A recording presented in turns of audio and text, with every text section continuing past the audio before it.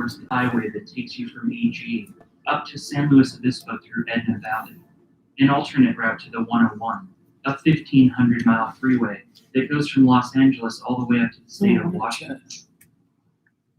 Before I merge onto the official on-ramp of the 227, I turn into a residential neighborhood, and everything suddenly gets a lot quieter.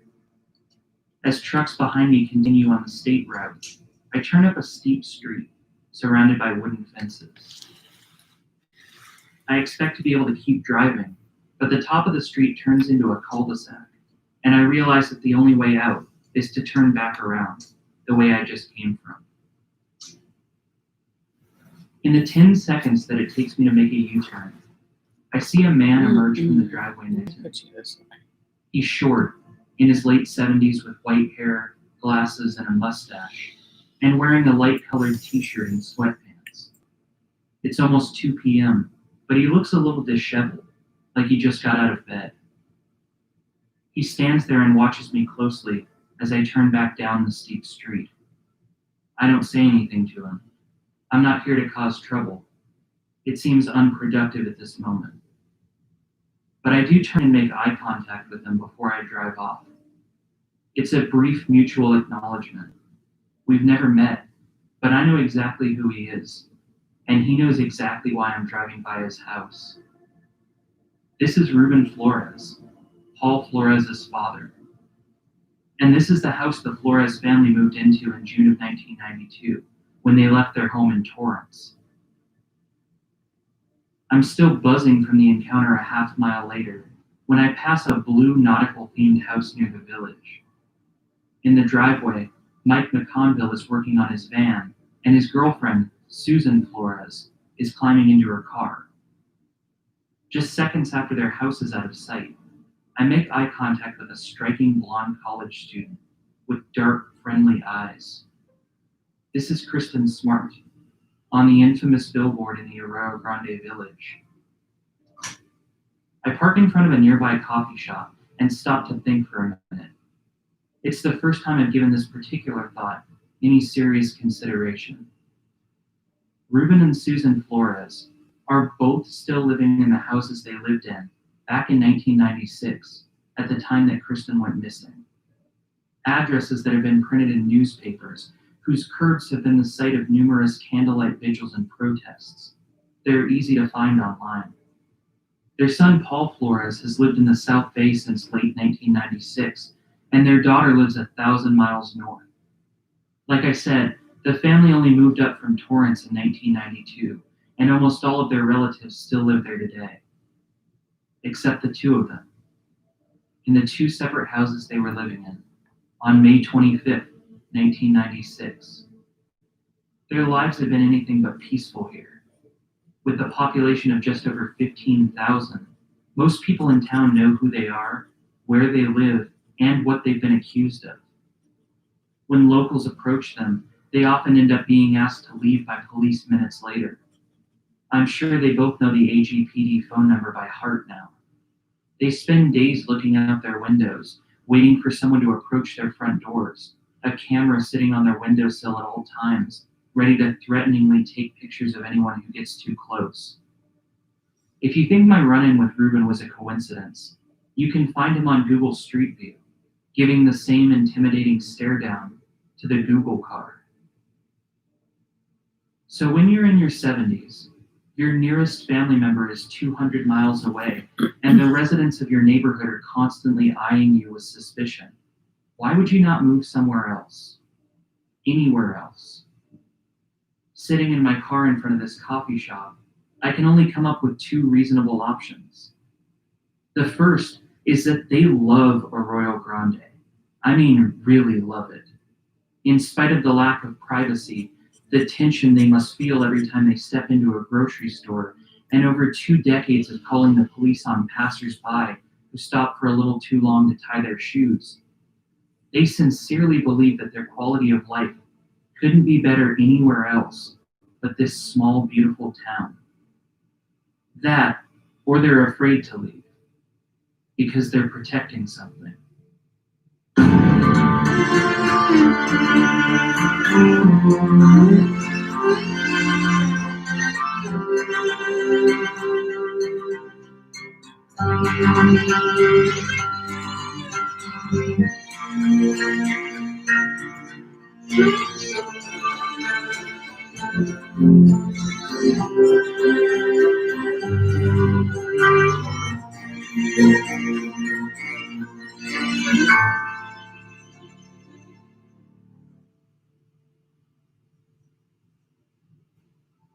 It's no secret now that the early days of this investigation lacked a certain sense of urgency.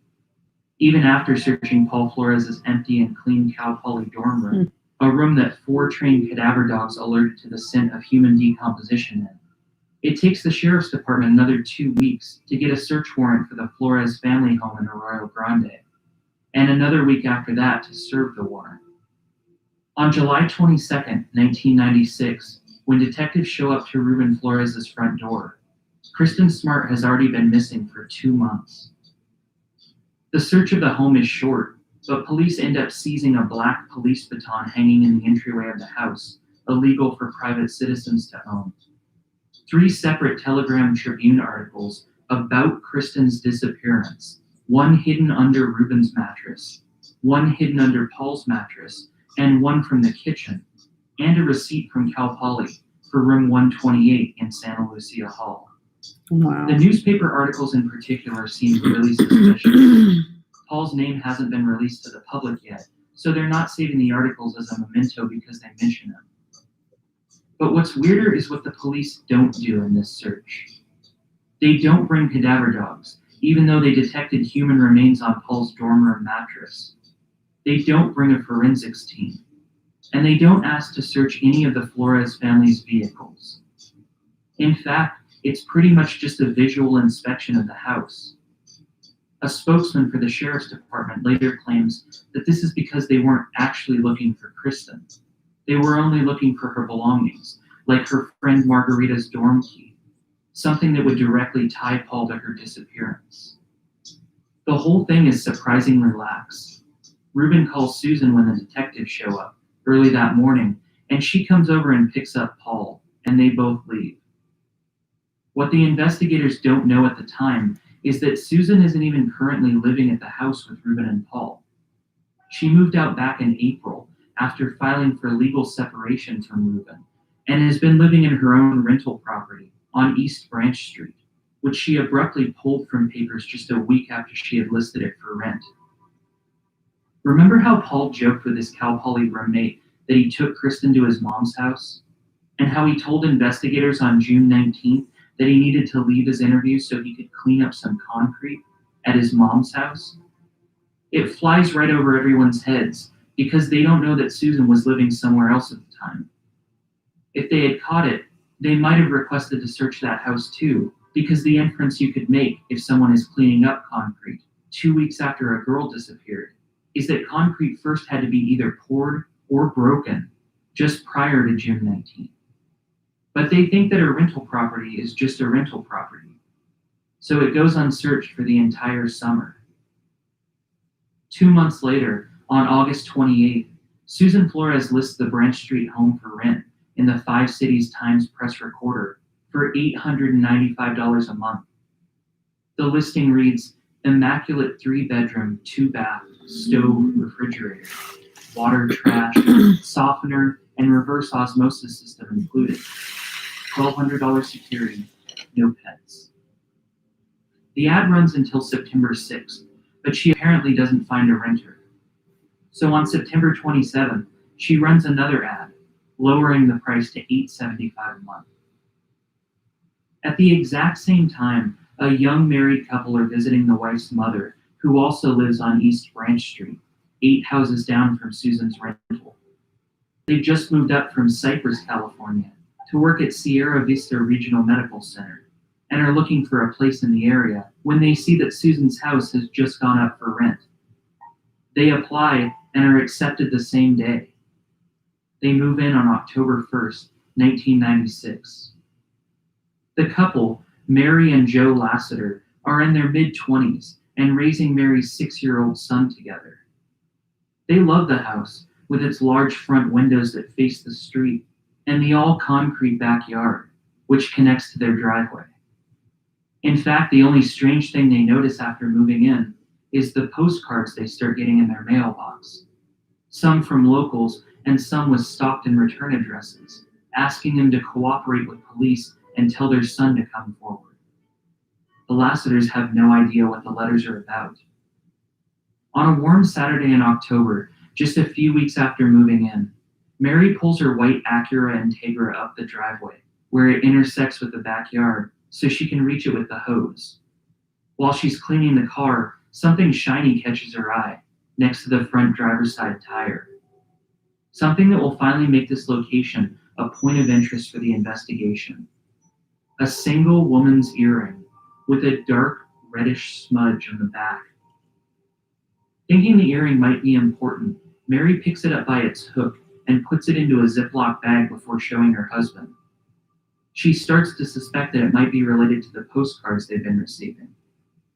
A few weeks later, on October 28th, the Lasseters are visited by a detective, whose name they can't recall, but who Joe later describes as big and bald and scary. And he starts to press them to find out if they're hiding anything they know. To assure them that they're cooperating, Joe Lasseter retrieves the earring from inside and hands it over to the detective.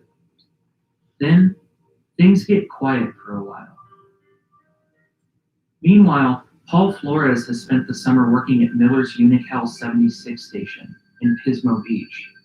If you travel on the 101, you're probably familiar with the big orange ball on the side of the freeway. Late that summer, after months of stalled search efforts, Stan and Denise Smart travel down from Stockton and pull up to the gas station.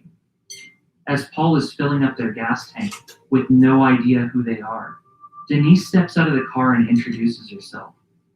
Paul refuses to talk and retreats to a storage closet. He doesn't come back out. In November 1996, he quits the 76 station and moves to Orange, California, where word gets back to the Smart family that he's enlisted in the Navy. In an attempt to keep him from fleeing, the Smart's attorney, James Murphy, quickly files a civil suit against Paul. Since the Smart family, their attorneys, DA investigators, and sheriff's detectives all believe that Paul knows what happened to Kristen Smart, but they haven't been able to locate her body. They don't want to move forward with a criminal case too soon. Just a few months earlier, the families of Nicole Brown Simpson and Ron Goldman had filed a civil suit against O.J. Simpson, which ultimately found him responsible for the deaths of the two victims. Hoping that they can similarly have Paul held responsible for their daughter's death, the Smarts file a wrongful death suit on November 26th. Paul was scheduled to attend the Navy Seaman Apprentice School on December 10th, but because of the civil suit, he's rejected from the Navy on December 3rd. As part of the suit, Murphy's office is able to depose witnesses. They subpoena Cheryl Anderson and Tim Davis, the other two students who walked back to campus with Paul and Kristen after Swampy Phil's party in May. They subpoena a handful of Paul's co-workers and his former boss from the 76 station. And they subpoena Mary and Joe Lasseter, the current tenants of Susan's rental house on East Branch Street. On January 23, 1997, the first group of deponents are questioned at James Murphy's office on Branch Street. They expect to learn a lot through the depositions, but they don't have much success. Cheryl Anderson recounts the party, where she says she didn't see or interact with Kristen, and the walk back to the dorms, which they already know about from her interviews with police. Tim Davis flat out refuses to show for his deposition. He even reportedly has some choice words for James Murphy when they speak on the phone. I'm not sure of the legality of not showing up for a deposition, but as far as I can tell, Tim Davis was never charged with contempt, and it's the last time we'll hear from Tim. Because of his refusal to show, a lot of people have quietly speculated about Tim Davis's involvement in whatever happened to Kristen that night. When Murphy asks Cheryl about that possibility, her response is, absolutely not. No question in my mind at all. But Cheryl also admits that Tim is a personal friend of hers. So it becomes another one of these issues where the truth of what happened that night is obscured by someone's refusal to talk about it. According to Murphy, the most enlightening piece of information that comes from these depositions, actually comes from the Lassiter family.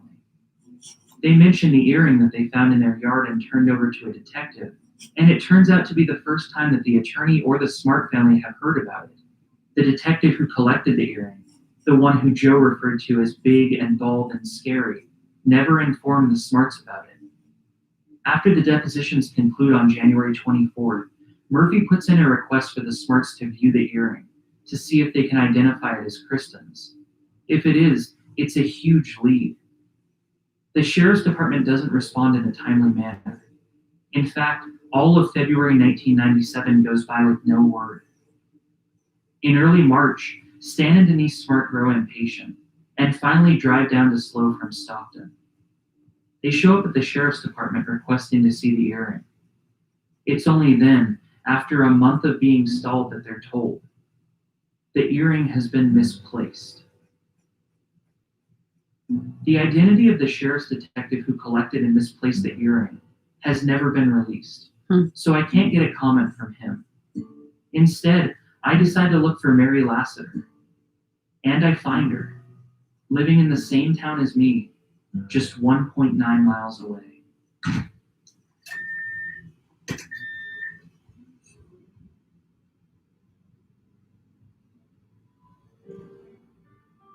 Mary and I go back and forth for months through Facebook and phone calls. In fact, I start to wonder if she doesn't really want to talk to me, but we keep rescheduling and she never asks me to go away.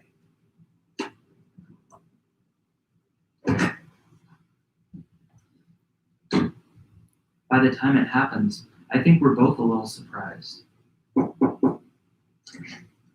Hi, Mary. Finally. Nice to meet you. Nice to meet you. How you doing? Hi, Sharon. I'm Sharon. Nice to meet you. You too. I wasn't able to find my pictures. You found some? Just those ones I told you about. That they do show the. Did you put them all in a certain order? Her pit bull Chase is locked in a back room and barks through most of my visit, but that's his job. Her mother Sharon is here too. Sharon is the one who lived on East Branch Street first, before Mary and her husband Joe moved into Susan's house. Here's a weird coincidence. In 1996, Sharon was living on East Branch Street, 8 houses down from Susan's, and was married to a Richard Flores, S and R Flores, just like Susan and Reuben. I'm glad Sharon's here because they can both refresh each other's memories. We were looking for a house, and we were like, oh, it'd be so nice if we can find a house for my mom, you know? And then in 96, this house was up for rent, and we applied and we got it quick. So we were like, oh, this is awesome. My son, because he was in grade school, my mom takes him. He goes, you know, we go to work. We all 3 worked at Sierra Vista Hospital. Me, my husband, and my mom. And then, so we were really excited to find a house right next to my mom. Excited until they start to get some weird mail. Postcards from Stockton that said things like, please have your son come forward to tell what he knows. Mary's son is 6, and she doesn't know anyone in Stockton, so the mail clearly isn't for her. But besides that, things are great for the Lassiter family. Mary and Joe are 28 and 26 respectively, working at the same hospital together and living in a beautiful home in a nice neighborhood with a spacious yard for their kid to play in. And we have these pictures. I don't know how you want to do these. Just kind of describe. Okay, so this is the house. That's what it looked like when we moved in. You know, it was beautiful. It had a sunroom in the front, and these are our cars. It was a big long driveway and a gate. There was no garage. But right over here, I wish I could have had it in the picture, but at the time I didn't know. There used to be those old trash cans before they had these, the metal ones that you'd put out on the street with the metal lids. Yeah, exactly. That was back here. That was kitty corner to the shed. They had it there when we were there. And they're like, don't use that trash can. We're going to come pick it up tomorrow or the next night or something. So please don't use that. We're going to come get it. Reuben came and picked it up. What was such a big deal about a trash can? You know what I mean? And then I pulled my car up. His truck wasn't there, but I pulled it all the way up and opened the gates to wash my car. Yes. And when I was washing the car, you see these little things in the driveway. Yeah, when I was washing my rims and stuff, and I was cleaning up, I found an earring, and I was like, oh, probably from the previous, people that lived there. And so I went to my husband, and I'm like, look, what, and there was like it was like a red thing, and it was like a smudge, like fingerprint look on the back, just red, like maroon, like old looking, and a smudge that it was like half a fingerprint. And I was like, look, Joe, look at this. And I said, I'm going to put it in a baggie and in a file. And I put it with all the other things, all the hate mail I had, everything, right? And then I don't know how the cops found out about it. Oh, I think they came and interviewed my husband. I was at work. And my husband said, well, my wife found an earring too, and he said, I want that earring. You need to give it to us for evidence. And so my husband it was in a baggie, and he gave it to him, So, I mean, we didn't know what else to do, and so we gave it to him. And then when we had to go to our depositions, which was really, really weird and odd, and I was we're separate, we couldn't be together, with the Smarts. I've never met the Smarts before. It was so sad and horrific because I felt like they thought I knew something and I didn't. You know what I mean? And they had never heard about the earring, and I was like, I gave it to the cops. We gave it to the cops, but they had never and gave them those information. That was the first time they heard of the earring, and then they're like, that was a big ordeal. It's all in my deposition and everything. I said I gave it to them, and now they're saying. I think they said they got it, but they lost it. But it gets kind of weirder than that. Sergeant Dave Petrowski tells the Mustang Daily that the earring was never even booked into evidence because they did a, quote, visual inspection and determined that it wasn't Kristen's. I don't know what this means because the Smart family was never given a chance to view it, and the sheriff's department doesn't go into any more detail, except to say that it looked like one a small child would wear. Because the earring's lost forever now, we can never know for sure. I made a note to ask Mary to draw me a picture from memory, but she's done me one better than that. Because earlier that week, she walked into the mall and bought a nearly identical pair. This is not the earring, but this is a lot smaller, but this is a clone to what it looked like, except for the turquoise was more in the teardrop shape of the earring too. James Murphy had a billboard, and on that billboard she's wearing a necklace that matched. And I told my husband, I said, look, that is one of her earrings. Mary's right about the similarity.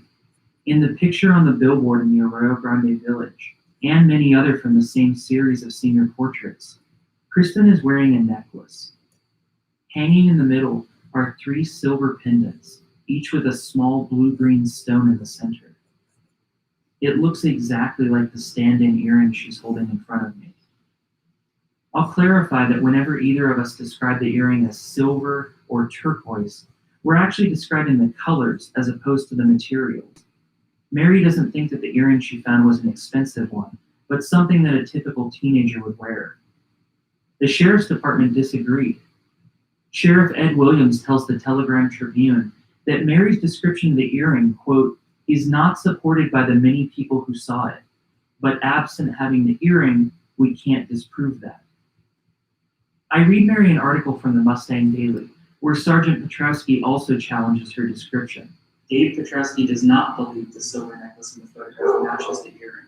He said the earring did not have any turquoise in it. Oh, that is a full-blown lie. That's a full-blown lie. It says, while Murphy said Lasseter recalls that it did include turquoise. Petrowski says it certainly was not a match, but without it, I can't prove that. Wow. Could Mary's memory of the earring be wrong? If the earring contained no turquoise, as Sergeant Petrowski says, could her image of it have changed over the past 23 years to match Kristen's necklace on the billboard? Well, I can kind of answer that one. Because in a Santa Maria Times article from January 24th, 1997, more than a month before the earring was even reported missing, the Smarts say that Mary's description was that it contained a, quote, turquoise colored stone. So it's not her memory. Now the two options seem to be that either Mary is lying about what the earring looked like right from the start, or the sheriff's detectives were lying about what the earring looked like. I don't know which is the case, but one important thing to factor in is that if Mary was describing the earring this way before she even knew that it had been lost, then she was risking the sheriff's department releasing photos of it to dispute her description. And that's not what happened. Instead, it disappeared. This is where conspiracy theories about this case come in. Could the sheriff's department really have misplaced something this important? Or were they intentionally covering something up? I won't speculate on this because I have no idea. But there's one piece of Mary's story that I think is even more chilling than the earring. There was a corner, and then they planted like a planter, which was really weird because they laid cement, and then they waited, and then they laid a double cement. And my husband was like, flowers aren't going to grow like that. You know, you need soil. And I'm getting freaked out because at night I'm hearing this in the backyard, in the master bedroom, I'm hearing this beep beep every night at 4:20 or 4:20 in the morning. You know, I watch like go beep beep beep beep since the day I moved in. And me and my mom went back there and trying to put a stick, like to see where we could dig. Remember that? Yeah. Yeah. My mom was in on it. Looking out the window, trying to figure out exactly where the signal came from, because there was Cement. So there was dirt there. There was cement. Where did you think my earring was? Right from like where my bedroom window was. Huh. right below her bedroom.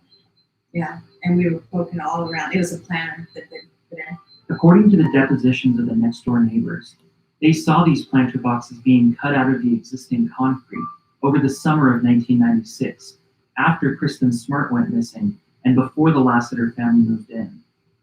Again, remember when Paul told detectives that he needed to leave his interview on June 19th to clean up concrete at his mom's house? This places the date of the concrete work before June 19th. And the watch that Mary heard beeping? Sharon remembers it just as well.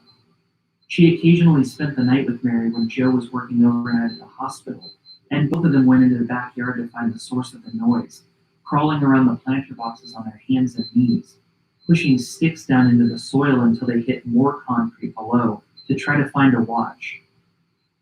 Mary thinks the time of the alarm, 4:20 a.m., is a marijuana reference, which was popular with college students at the time, and still is.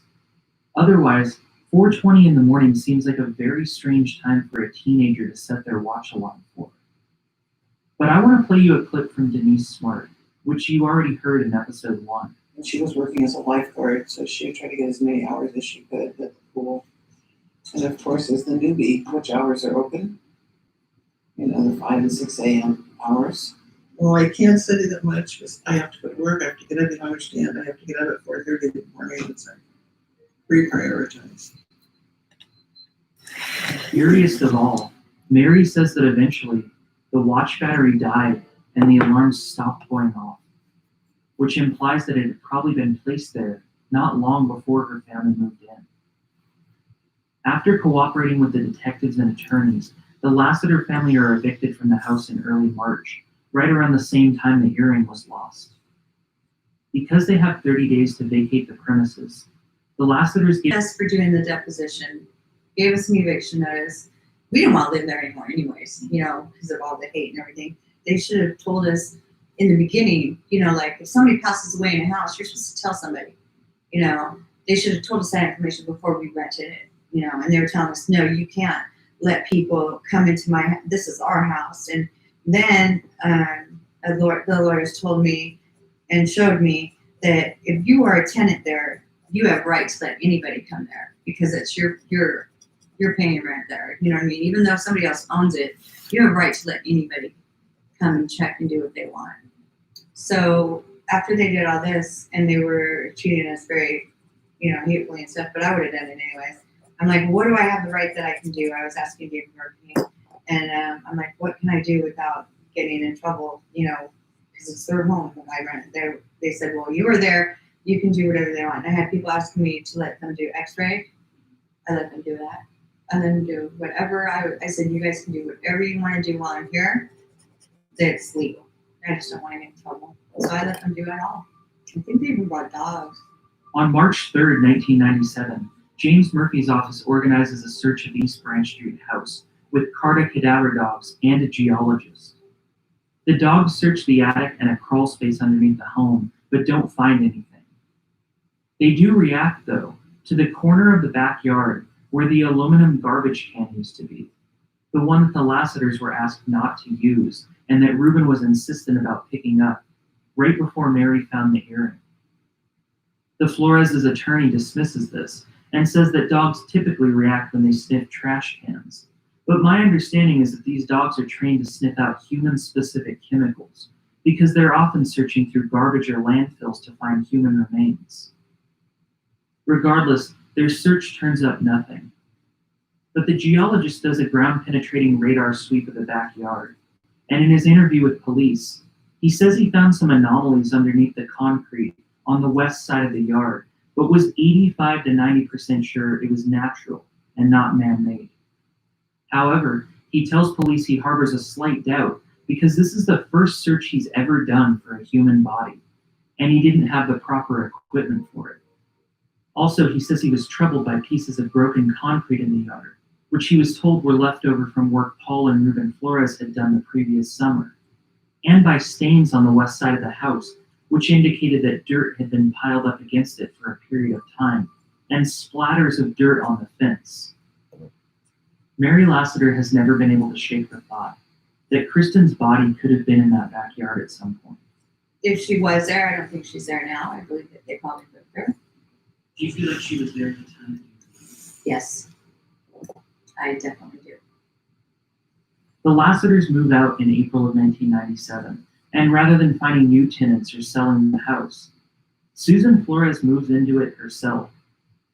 The address and pictures of the house have been printed in newspapers, and rumors start to circulate throughout the community, with people driving by, taking pictures, honking their horns, knocking on the door, and sending her mail. Still, it's not enough to get Susan to move anywhere else. The Smart family takes a different approach. Denise Smart carefully assembles and packages a collage with pictures of Kristen from birth through adulthood, with a desperate plea for the Flores family to tell police what they know. Denise writes, "As one mother to another, I hope you can empathize with my sense of loss. The hardest part is not knowing. Not being able to share in her future is one thing, but not being able to give her one last celebration of love and laying her to rest in the presence of her family and friends is still another. Please help us." Susan Flores returns the package a week later with a note. "If I wanted to see pictures of your daughter, I would have asked for them. Look at them yourself."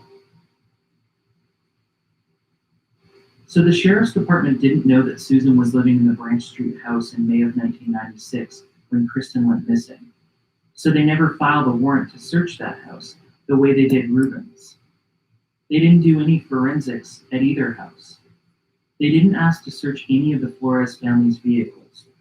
And they lost a potential piece of evidence, which even appeared to have something resembling blood on it.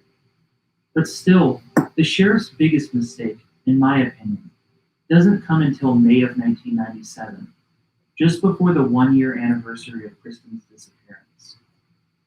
Attorneys have not been able to depose Paul Flores or his parents yet, but on May 23rd, Sheriff Ed Williams tells the San Luis Obispo Telegram-Tribune, quote, "We need Paul Flores to tell us what happened to Kristen Smart.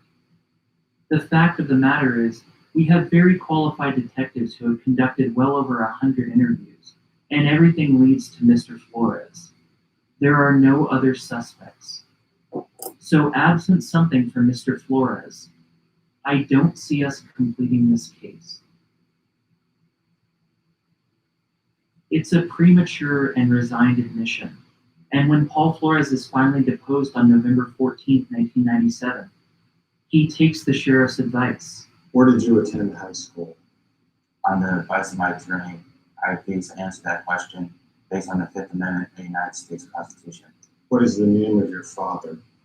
On the advice of my attorney, I refuse to answer that question based on the Fifth Amendment of the United States Constitution. What is your mother's name? On the advice of my attorney, I refuse to answer that question based on the Fifth Amendment of the United States Constitution. What is your sister's name? On the advice of my attorney, I refuse to answer that question based on the Fifth Amendment of the United States Constitution. Does your mother have a sister? On the advice of my attorney, His attorney, Melvin Delamont, has brought a printed sheet of paper before us to read. Each time Murphy asks a new question, Delamont taps the paper in front of Paul. on the advice of my attorney, I refuse to answer that question based on the Fifth Amendment of the United States Constitution. For the record, I would indicate that the witness is repeatedly looking at and having his attention directed by Mr. Delamont to an 8.5 inch by 11 inch piece of white paper with some black lettering, which is upside down, and I can't read it from here, but I think I know what it says because the witness has read it into the record on a number of occasions. I would ask that a copy of that document that the witness has been reviewing be attached as an exhibit to this deposition and incorporated into the record. I think probably the best way to do this, Mr. Delamont, I'm not trying to be disrespectful of your position. I know of you and your reputation in our legal community. Nonetheless, I believe that the position that you are taking is clearly erroneous. I believe that it is a violation of the rules of civil proceedings. I know that you have done some civil work, but your instruction to your client to refuse to answer even the most simple and basic question, including questions that have absolutely no tendency in fact or law to incriminate him, is, I believe, misplaced. Nonetheless, if it is your position that Mr. Flores is not going to answer questions about his employment, his matriculation into Cal Poly, who his friends are, his relationship with his family members, things that occurred in his life prior to the date of the disappearance of Kristen Smart, vehicles that were available to him to use, things of that sort, perhaps I can cut to the chase and simply make a record as to the types of questions that I would be asked. We can just have the blanket implication. I get your position on that on the record, so when I go to a review court, I have a clear and fair record. As I indicated, he plans to answer that he will invoke the Fifth Amendment on all your questions. If you have questions to direct to my client, go ahead and ask questions. Save the speeches for later. Just ask the questions. Well, Mr. Delamont, it's not a speech. It's a civil proceeding. If you're not going to ask questions, we'll discontinue the deposition. If you're here to take a deposition, if you want to ask a question, go ahead. I'm going to make a record of my position in this case, Mr. Delamont. You can make the record some other time.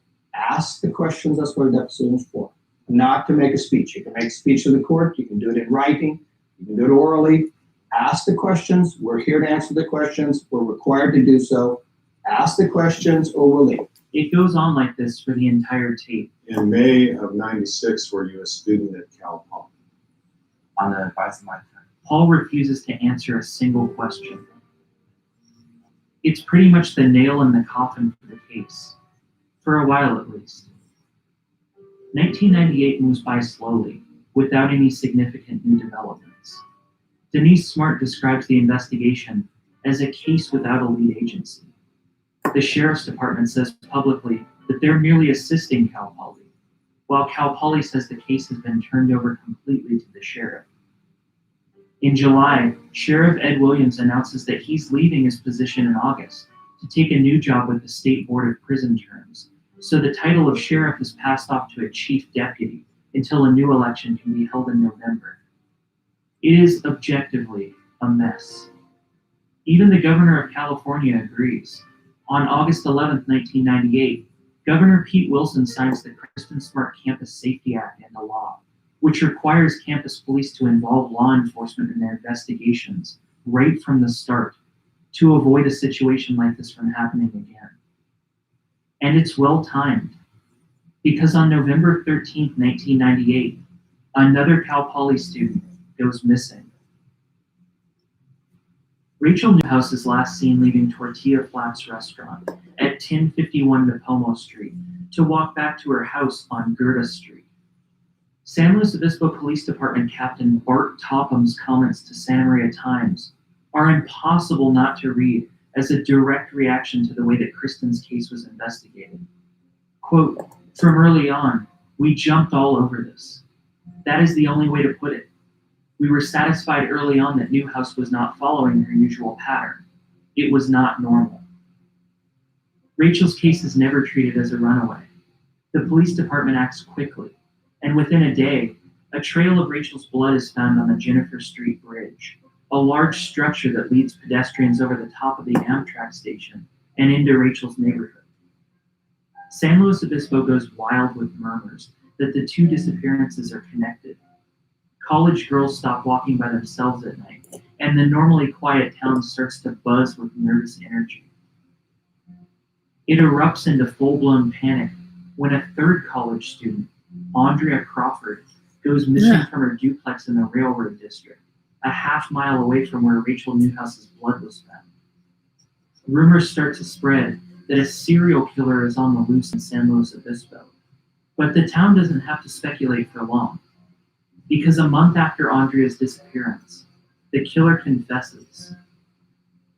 Rex Allen Krebs, a convicted rapist, says he abducted and murdered Rachel Newhouse and Andrea Crawford, and both bodies are recovered from near a secluded Davis Canyon home. While there are parallels between all three cases, Kristen's is the outlier. Her body isn't found, and Krebs was in prison for rape at the time of her disappearance. Kristen wasn't one of his victims. It's strange to say that as much of a nightmare as the families of Newhouse and Crawford have been through, the Smart family are envious of one thing they have: answers. Let's not lose sight of Paul Flores. After being denied by the Navy in late 1996, he moved in with his sister and her husband in an apartment in Irvine and got a job at Blockbuster. Until the video rental store got a package in the mail with news clippings about Paul's connection to the disappearance of a missing girl, and he was fired. In 1997, he's hired as part of the inaugural crew of an Outback Steakhouse and starts working in the kitchen late that summer. Months ago, one of his former coworkers stumbled upon my Instagram before I'd even put out my first episode. I recognize her name from my research and reach out to her, but she's a little spooked and says she's not interested in telling her story on the podcast. Until a few months later, when her husband tells her that it could be therapeutic to talk about that time in her life. She doesn't want to use her real name, so I'll call her Melinda.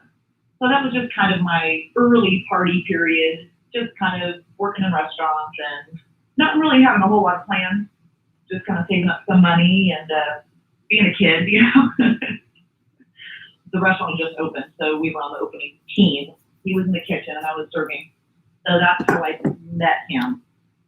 He just seemed, to me personally, I kind of felt sorry for him because he was kind of a loner, if you will. I mean, that's kind of the impression I got. He had a really bad stuttering problem.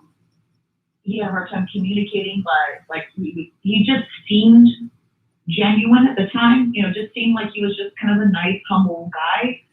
And so yeah, we would hang out after work every once in a while, like just have a drink and talk about the day or whatever. And it seemed very innocent, kind of like I just kind of feel sorry for him. Just, you know what I mean? It's hard to describe, but at that time, it was just like, I was working in the kitchen, doesn't have a lot of friends, and he didn't have a license. And I guess I knew he had a couple DUIs, but I didn't know if I did that at the time or if I found it out later or whatever. But so I would give him rides home, and you know, we'd go out with friends drinking or whatever. I would always take him home, and I just felt bad for him. We started hanging out more like January of '98 with friends and stuff, and he didn't have a license that whole time. And then he moved to an apartment which was right across the street from where we worked. At the time, I was naive and just turned 21, so it was like, oh, we're all drinking and partying, and I didn't really know the scope of things. But whenever we did go out, he seemed to go from 0 to 60 which either he had a low tolerance or he had been drinking prior to us going out. The problem was the fact that whenever he did drink a lot is when he started getting really weird. For one, he would stop stuttering when he drank a lot. So at the time I was thinking, well, maybe that's his insecurity. So he would drink a lot to kind of not stutter. But he would get very affectionate, but not in a good way, more of a like, nowadays it'd be considered just like way out of line, and back in those days it still was out of line, but in that day and age working in restaurants, you're kind of like goofing around with people and you're like, oh, okay, yeah, okay, you just give me a hug, right, back off, dude. He would constantly talk about it when he was a virgin, and I thought that was kind of odd. But like, okay, thank you for sharing that information. It was just like, okay, that guy's weird, whatever, So like I said, I would be the designated driver, not necessarily not drinking, but because of the fact that he would need a ride home, and we were hanging out with just a group of guys and myself, basically, we were all friends. And the other guys would be like, all right, we're taking off. You can deal with him. I was like, oh, great, thanks, guys. I get to deal with drunk Paul. It was always kind of like I roll my eyes, like, all right, but I want to make sure people get home safe. I don't want to just say, oh, forget you, Usually, the couple times I would take him home, and he would just like try to like hit on me in the car, and he was drunk, and I'd just like, get up, come on. I try to be nice about it because it's just like, I treat drunk people like toddlers. Because you just kind of go, okay, all right, it's all good. Come on, I'm going to be mad because it kind of sets them off. You never know. So a couple times I'd take him home and he would just, oh, come on, just give me a kiss, just give me a kiss. You would try to reach in for a kiss and be like, no, just get out of the car and make sure you're getting home safe. And this one particular night, he just would not stop. And he wouldn't get out of my car. And he wasn't physically touching me or doing anything necessarily, but he just kept saying, okay, if you give me a kiss, I'll go inside. Give me a kiss. If you just give me one kiss. And I'm like, no, Paul, we're friends. I'm not doing that, and it was just creepy.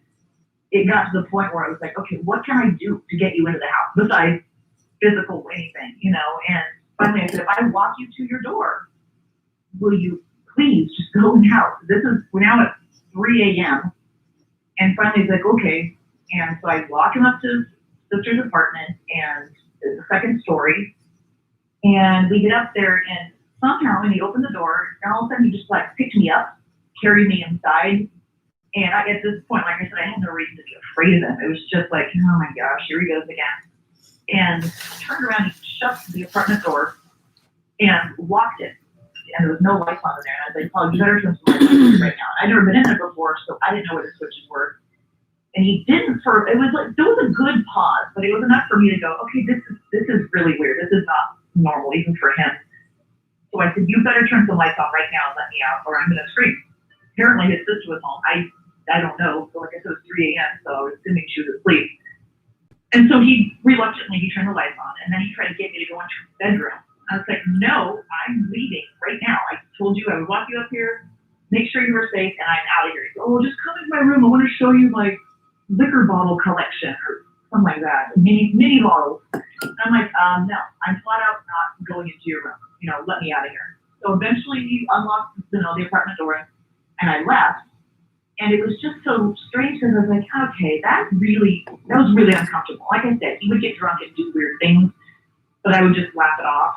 But this one was spooky. And I left, and it's funny because I was looking, I was reading my old journals, and I said, I got home at 3:30. Paul promised not to touch me anymore. And I don't remember, but it made it sound like he had touched me before. It's really strange how I have a really creepy good memory, and I don't remember any touching, but I did write, so I don't know. In February of 1998, Melinda started dating one of their other coworkers from Outback, and Paul and her new boyfriend decided to move in together. Just 2 months later, 2020 would air a special about the Kristen Smart case, which prominently featured recent video of Paul in front of the apartment complex where her boyfriend was living with them. Somewhere around February, March of '98 is when they moved into an apartment together, just the two of them. I don't remember a particular reason for it necessarily, just the fact that they both were looking for something at the same time, and they found one apartment across the street from our work. Somebody said that there's going to be a special about it, this case that he was involved with, or he was a suspect, and we're all kind of like, what? I don't remember Now that I know all the details, of course, it's easy to say. I don't remember at the time how much details were given to us, but I did know that it was going to air. So we were at my parents' house and we were watching the show, and we were just like mind blown.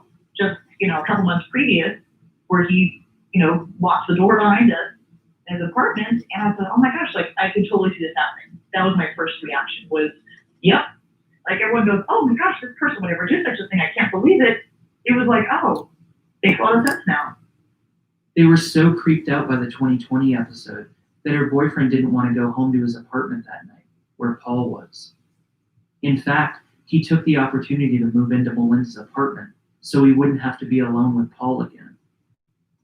Paul was fired from Outback Steakhouse around the same time, and investigators came down to Irvine to interview his coworkers. Melinda stopped hanging out with him as much, but still had to visit his apartment a few times, as her boyfriend moved his stuff out to move in with her. When I did see him, he would not make eye contact, at all, for good reason. We were in there doing stuff and he was there, but he was just very, very withdrawn. Wouldn't say anything, wouldn't look at me. But I do remember a few times being over there, it would be messages from Paul's mom on the answer machine. Just like, Paul, I need to talk to you, have to give a call that, really need to talk. Why isn't he calling his mom? Melinda and her boyfriend weren't together for long, and eventually he moved out, and Melinda got a job at another restaurant, 5 miles south. Paul applied there too, and didn't get hired, but that didn't stop him from hanging outside. He wasn't hired, but he kept cruising by. Every time I would work, he would just circle the place on his bike and just kind of look in the windows. What are you doing other than just stalking me or, watching me? I don't know. Very strange. And remember all the stories from the last episode about Paul just randomly showing up places he wasn't invited to? He would appear at random places, and I say plural because I know it happened more than once, but I couldn't tell you where the first one was. So when my husband, he was my boyfriend at the time, but in '99 we were hanging out at a bar in Costa Mesa, and Paul shows up. Hey, go on. Like we see him all the time, and he just kind of stood there, and I introduced him to my husband, and it was just kind of like, okay. And that's the last time Melinda ever saw him. But her story is familiar, and it helps to establish that Paul Flores, before and after Kristen's disappearance, was crossing boundaries with women, making them uncomfortable, cornering them when he got them alone, and stalking them long after they made it clear that he was not welcome. Back up on the Central Coast, Sheriff Patrick Hedges has inherited the Kristen Smart case, and with some outside help from the FBI, things are starting to pick up momentum again. In early 1999, the FBI interviews over 1,000 former Cal Poly students who were attending the college when Kristen disappeared. They comb the campus again and even sift through dirt under the Student Academic Services building after following up on a tip. No new evidence is found. But as the year 2000 rolls around, the FBI and the Sheriff's Department start to go back over the details they've gathered so far, and they see a pretty strong lead. A lead from the first year of the investigation, which has already been checked out, but they think it's still compelling enough to compile into a search warrant affidavit, which reads, "Reasonable cause exists to believe that Kristen Smart's body is buried in the backyard of Susan Flores' home on East Branch Street." Next time.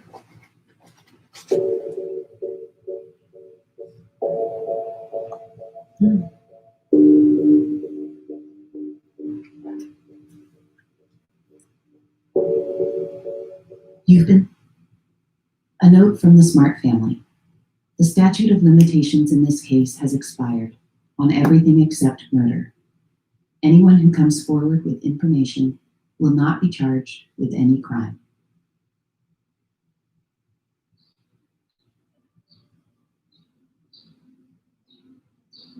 At 8 a.m. on June 19, 2000, a team of sheriff's investigators knocks on the front door of Susan Flores' East Branch Street home.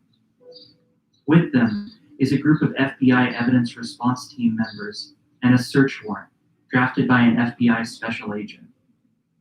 The 22-page affidavit for the warrant lays out in detail several reasons for focusing their search at this house.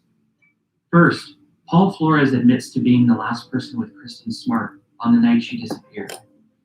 Then, the stories that Paul told his roommate and the police about the walk back to the dorms didn't match up. He had a black eye and scratches on his hands and knees the same weekend that Kristen disappeared, and told 3 different stories about how he got them.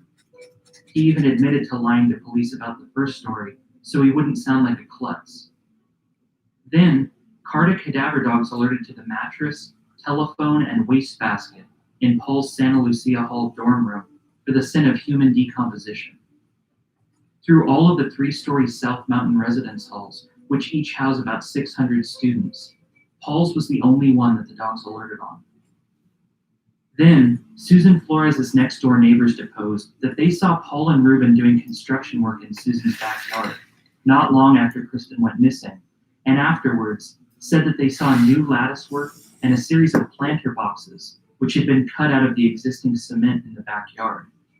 After Susan rented the house out to the Lassiter family that fall, Joe Lassiter deposed that one of those planter boxes measured 6 feet in length and 3 feet in width.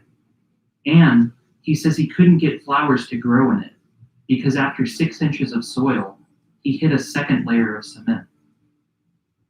The warrant lists the earring the Lassiters found and the dark reddish smudge on it, as well as the cadaver dogs who reacted to the spot where Ruben's garbage can was kept. Since that last search in March of 1997, a garage has been constructed over the top of this area. A garage that seems, to me, unnecessary. It doesn't house any cars that I know of, and it blocks access to the backyard from the driveway. The warrant also includes the findings of the ground-penetrating radar search in 1997, in which the geologist said he found anomalies under the concrete and saw evidence that dirt had been piled up alongside the west side of the house for a period of time, and broken pieces of cement, which he was told were left by Ruben and Paul Flores in the summer of 1996. In conclusion, the affidavit reads, quote, Kristen Smart is deceased and either died in Paul Flores' dormitory room or was placed there for an unknown period of time. Based on the information in this affidavit, Paul Flores is responsible for or has direct knowledge of Kristen Smart's disappearance and or death. Reasonable cause exists to believe that Kristen Smart's body is buried in the backyard of Susan Flores' home on East Branch Street. I've only amended that quote to leave out the actual house number. Armed with the warrant, investigators spend 9 hours at the house, where Susan now lives with her 90-year-old grandmother and her boyfriend, Mike McConville, her former real estate partner at Prudential Hunter. The evidence response team searches a crawl space under the front porch, which is accessible from the side of the house, and the large attic, which is spacious enough to walk around in.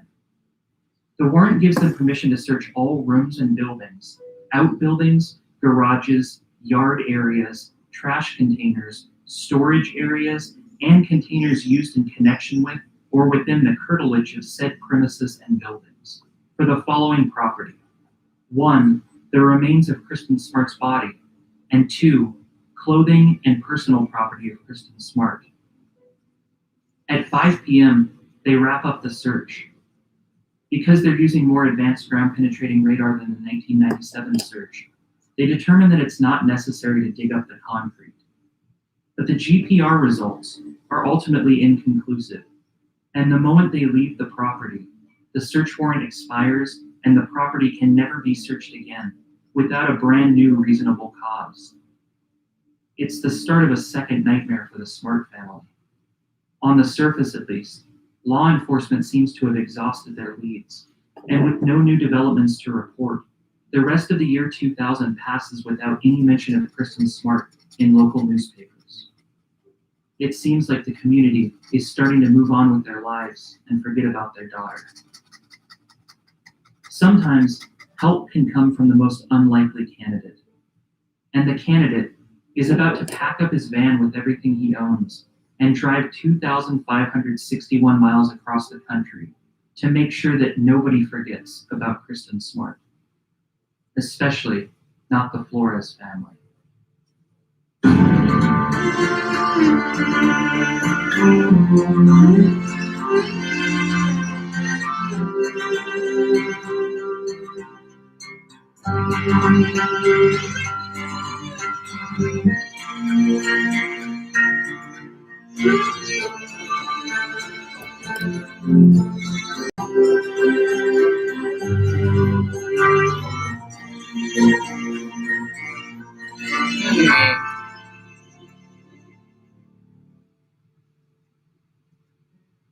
After the second search of Susan Flores' East Branch Street house, things slow down for a while.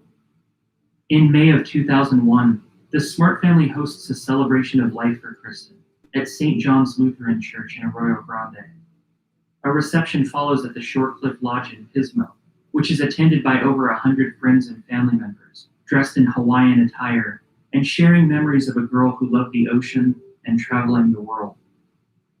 The Smarts released 5 doves for the 5 years that Kristen has been missing. The focus is on Kristen Smart as a person, rather than Kristen Smart as an unsolved case.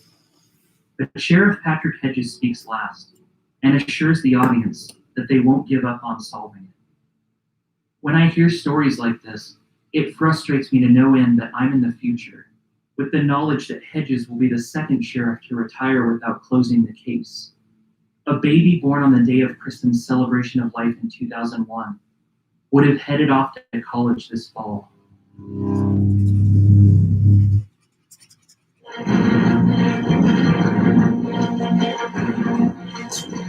It's 8:52 here in New York. I'm Hyatt Gumbel. We understand that there has been a plane crash on the southern tip of Manhattan. You're looking at the World Trade Center. We understand that a plane has crashed into the World Trade Center. We don't know anything more than that. We don't know if it was a commercial aircraft. We heard it, and because I was just like standing there pretty much looking out the window, I didn't see what caused it or if there was an impact. So you have no idea right I have now. another one. Another plane just hit. Right? Oh my God! Another plane has just hit. It hit another building. Flew right into the middle of it. Explosion. 4 months later, the entire world watches on television as the twin towers of the World Trade Center collapse and disappear from the lower Manhattan skyline.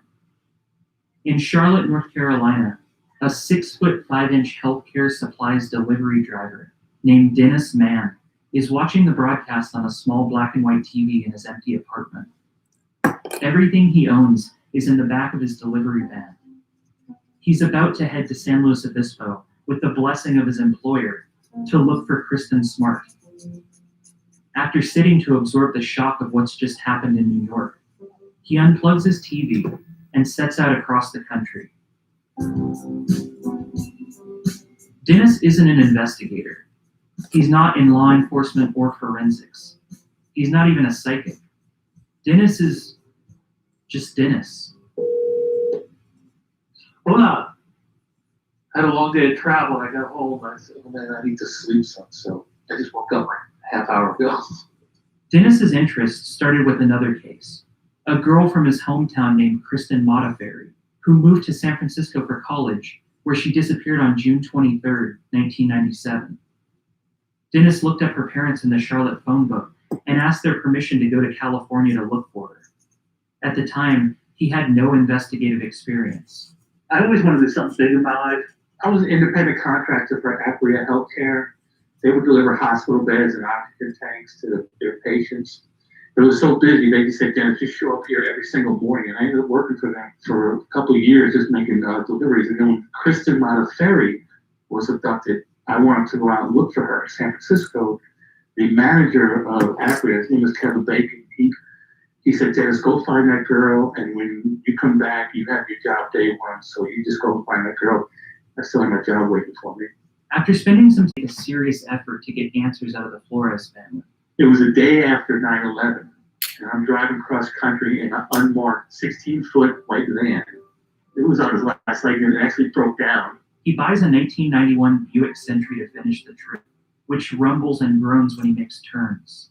I was in Utah, and I bought another car in Utah. Yeah, I think it was Buick. Yeah, how did you know that? When he gets to San Luis Obispo a week later, he applies for a job at a Domino's on Foothill Boulevard.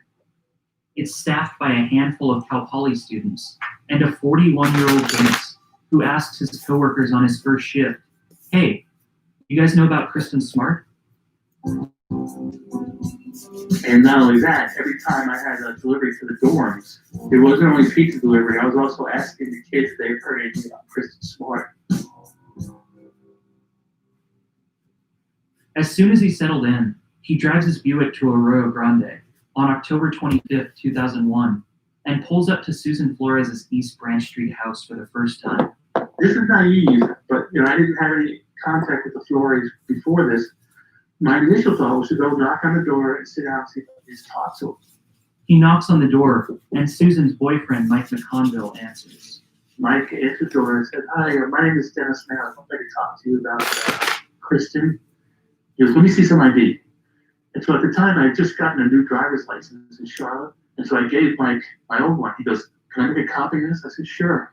He was up right back. And so he was gone for about 5 minutes, and he came back, gave my license back, said, "We don't want to talk to you," and closed the door.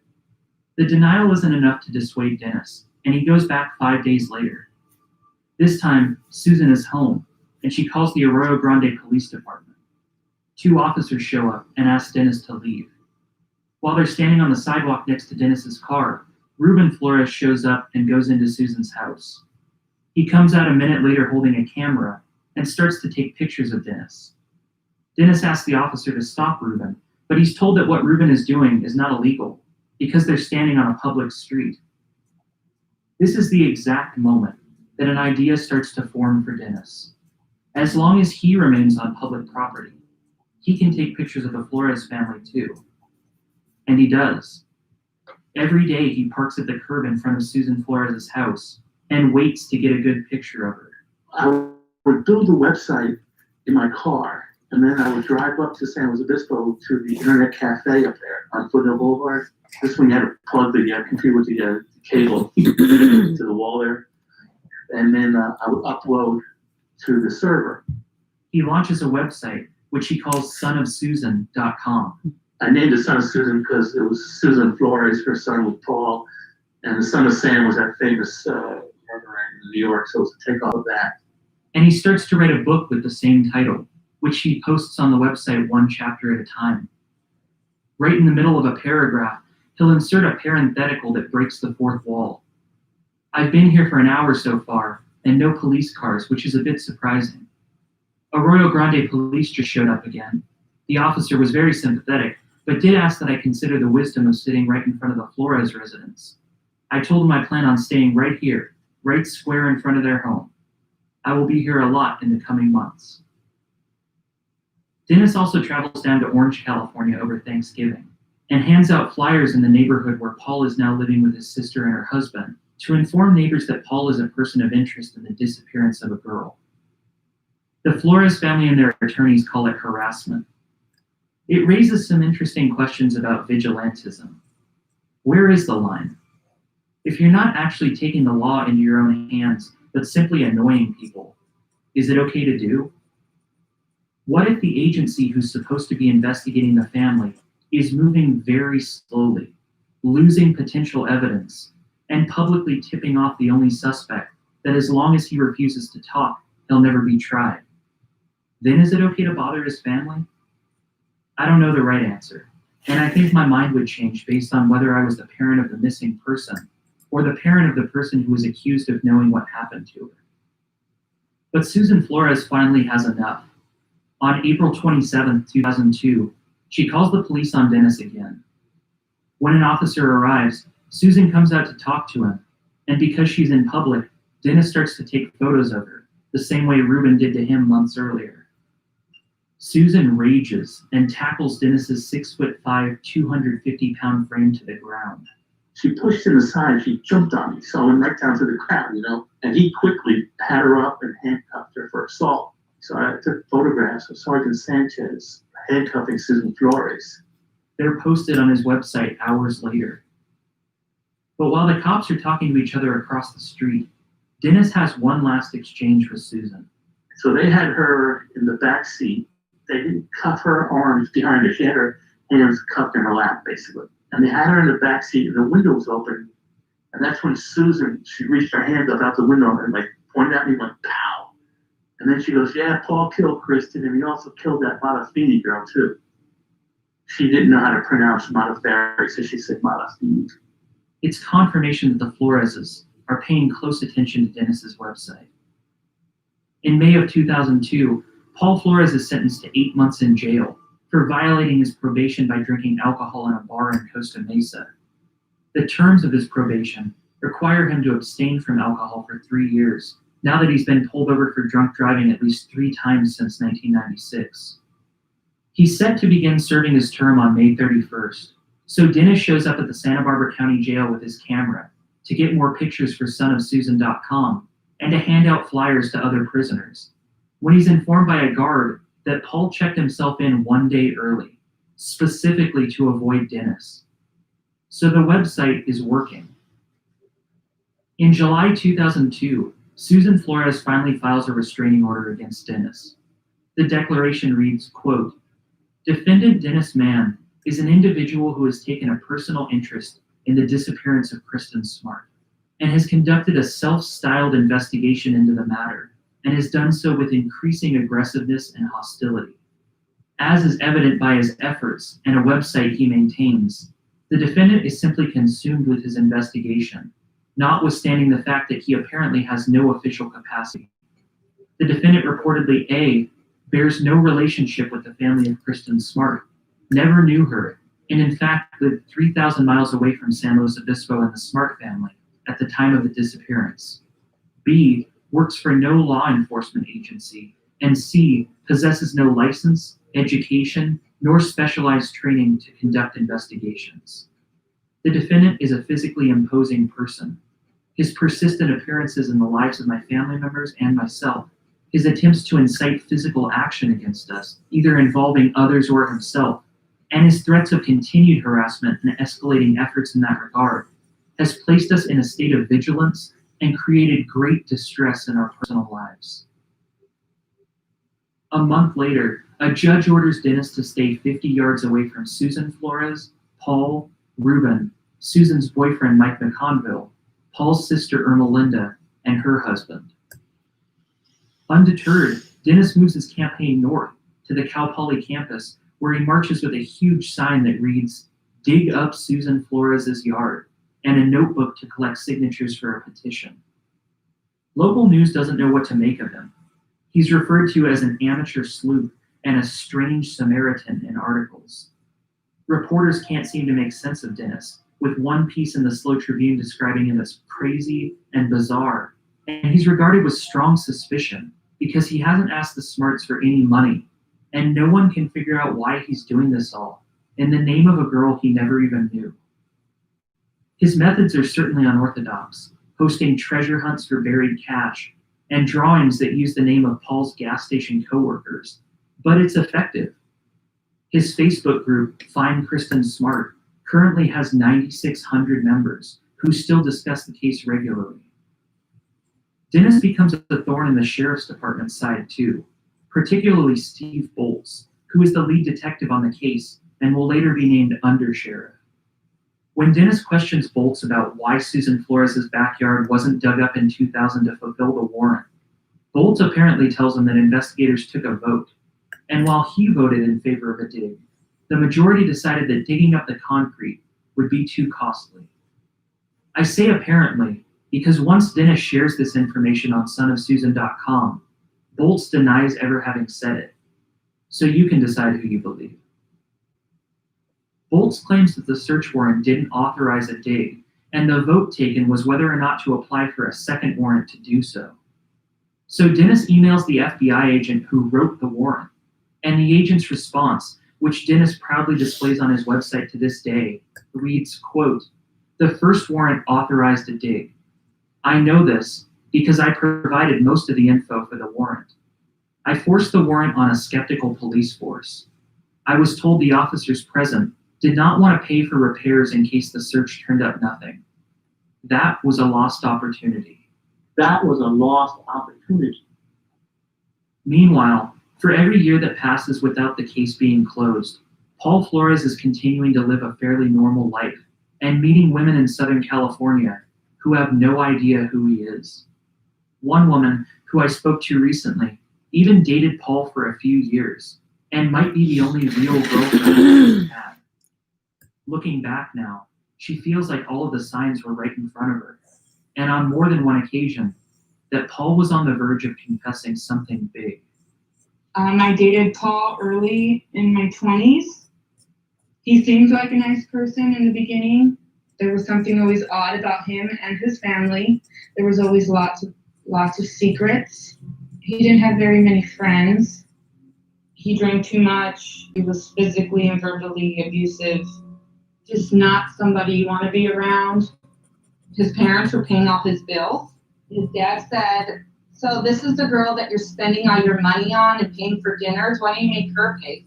And that was the first time I met his dad.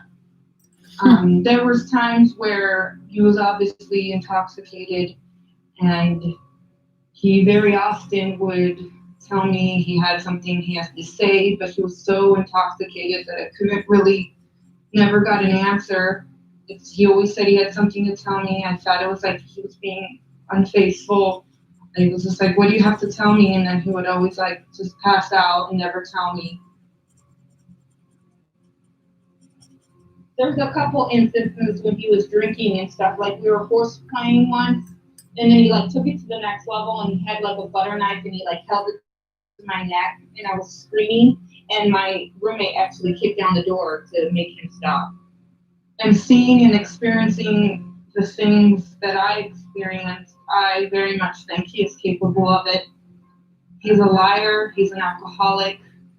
I know he never did it in front of me or in the presence of me, but I knew in the past there might have been drugs and alcohol mixed together. I absolutely think something happened, and he was a very big part of it.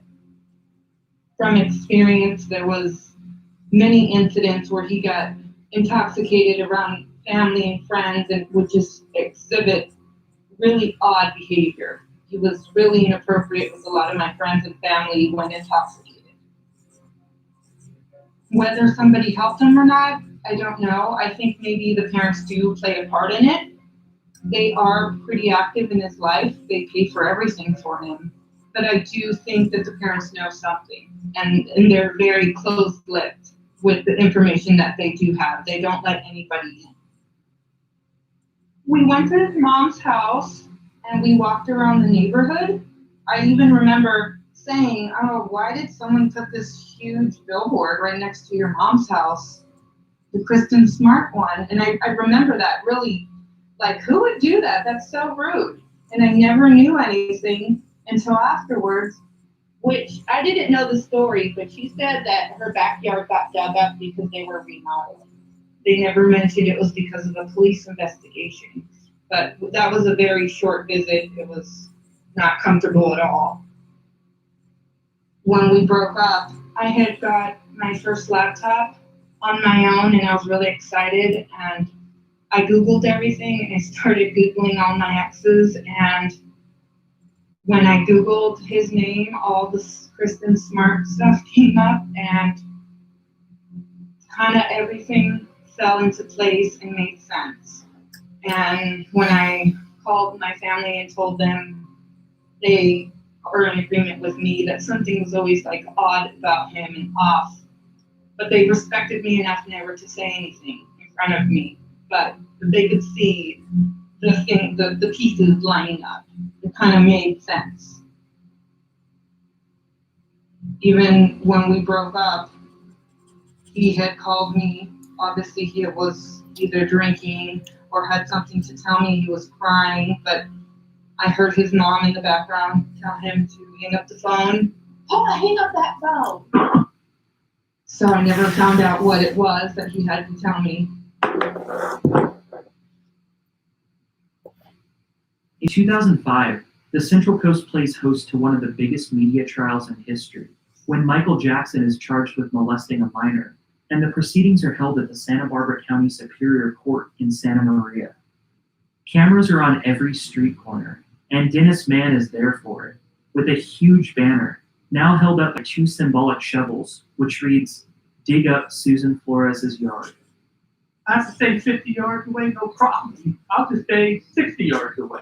I had a big banner and big signs that dig up Susan Flores's yard. I was walking around town, and I made sure that I was more than 50 yards away, and I got arrested anyway. More than once. He's arrested in February after he walks by the real estate office where Susan is working part-time, which he claims not to know. And then he spends 20 days in jail that May, during the 9-year anniversary of Kristen's disappearance. Dennis is a pest, but a pest with a point. Years are passing, and the Smart family still doesn't know where their daughter is. Paul Flores hasn't talked, and this is just 2005. If you're here in 2019 with me, you know that 14 years later, neither of those things have changed. So what can we as concerned citizens do? Are we supposed to sit idly by as law enforcement assures us that they're actively working on this case, even as 2002, 2003, 2004, 2005, and beyond pass without a resolution? I don't know, but it doesn't sit well with Dennis Mann. Good evening, Mayor. Good evening, City Council. My name is Dennis Mann. I'm from Charlotte, North Carolina. So I'm a little far away from home tonight, and I'm here representing the family interest of Kristen Smart. And I assume that everybody here is very familiar with her. For those of you who do not know who Kristen Smart was, she was a Cal Poly freshman in 1996, and on the evening of May 25th, 1996, she disappeared. And 6 years later, the San Luis Obispo court declared Kristen legally deceased. The police had identified Paul Ruben Flores as the prime suspect in the case. And tonight in attendance here, we have Paul's mother, Susan, and her boyfriend, Mike McConville. The reason why I'm here tonight is on May 25th is going to be 9 years. And everybody in this room agrees that 9 years is just too long. There's not really anything specific the mayor or city council can do, but I just think it's important for Kristen's memory that her name be spoken in this chamber tonight. In June of 2000, police got a search warrant to get on Susan Flores' property to look for Kristen or items belonging to her. They used ground penetrating radar. The FBI told Mr. and Mrs. Smart that there were some anomalies in the backyard, and so the results were inconclusive. So the reason why you see me around town right now with the sign says dig up Susan Flores' backyard is I'm hoping that law enforcement can get a second search warrant. The Flores do not like the fact that I'm in town, but I have a standing offer. It's been up there for years that if they will waive the Fifth Amendment and agree to cooperate with the San Luis Obispo Sheriff's Department, answer all their questions to their satisfaction, then I will shut my website down, I'll shred that banner, and I'll go back to North Carolina the same night. But by and large, just the name of Kristen Denise Smart needs to be spoken in this chamber. There's nothing specific you guys can do, but you are the powers that be in this community, and it means a lot to Mrs. Smart just to say her name in front of you. That's about all I have, and I thank you for giving me the opportunity to speak here tonight. Thank you for your comments. And then after the town hall was over, I said, I need to go get my sign. And this surprised me. They didn't escort me back there. They said, oh, just go back there and get it. No problem, just go back there. So I walked back down that hallway by myself, and I walk into the conference room in the back, and guess what I see? I see the police chief that I was just talking to. I see another guy, and then I see Mike McConville. But here's the thing, they weren't sitting at the desk. They were leaning back to one of those, $500 W chairs that lean back. They had their feet up on the chair next to them on the table, and they had a toothpick in their mouth. They were back there shooting the shits. And as soon as I walked in, they saw me, and they all just snapped to attention. And I just looked at them and said, oh, this explains a lot. And I got my sign and I walked right back outside. That's a true story. Dennis continues to update Son of Susan regularly until August 2005, when, in the turn of all turns, Susan Flores and Mike McConville file a lawsuit against Stan and Denise Smart.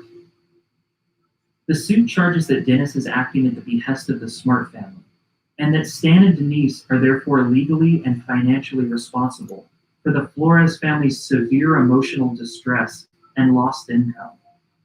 It's a devastating blow to the Smart family, who still don't know where their daughter is and who have no agency over Dennis Mann. But there's a small silver lining. As part of the discovery proceedings, the suit opens up Susan Flores and Mike McConville to having their yard searched again to prove whether or not Dennis's harassment is actually unwarranted. The SMART's attorney, Mark Connolly, negotiates with the Flores' attorney without the involvement of the sheriff's department.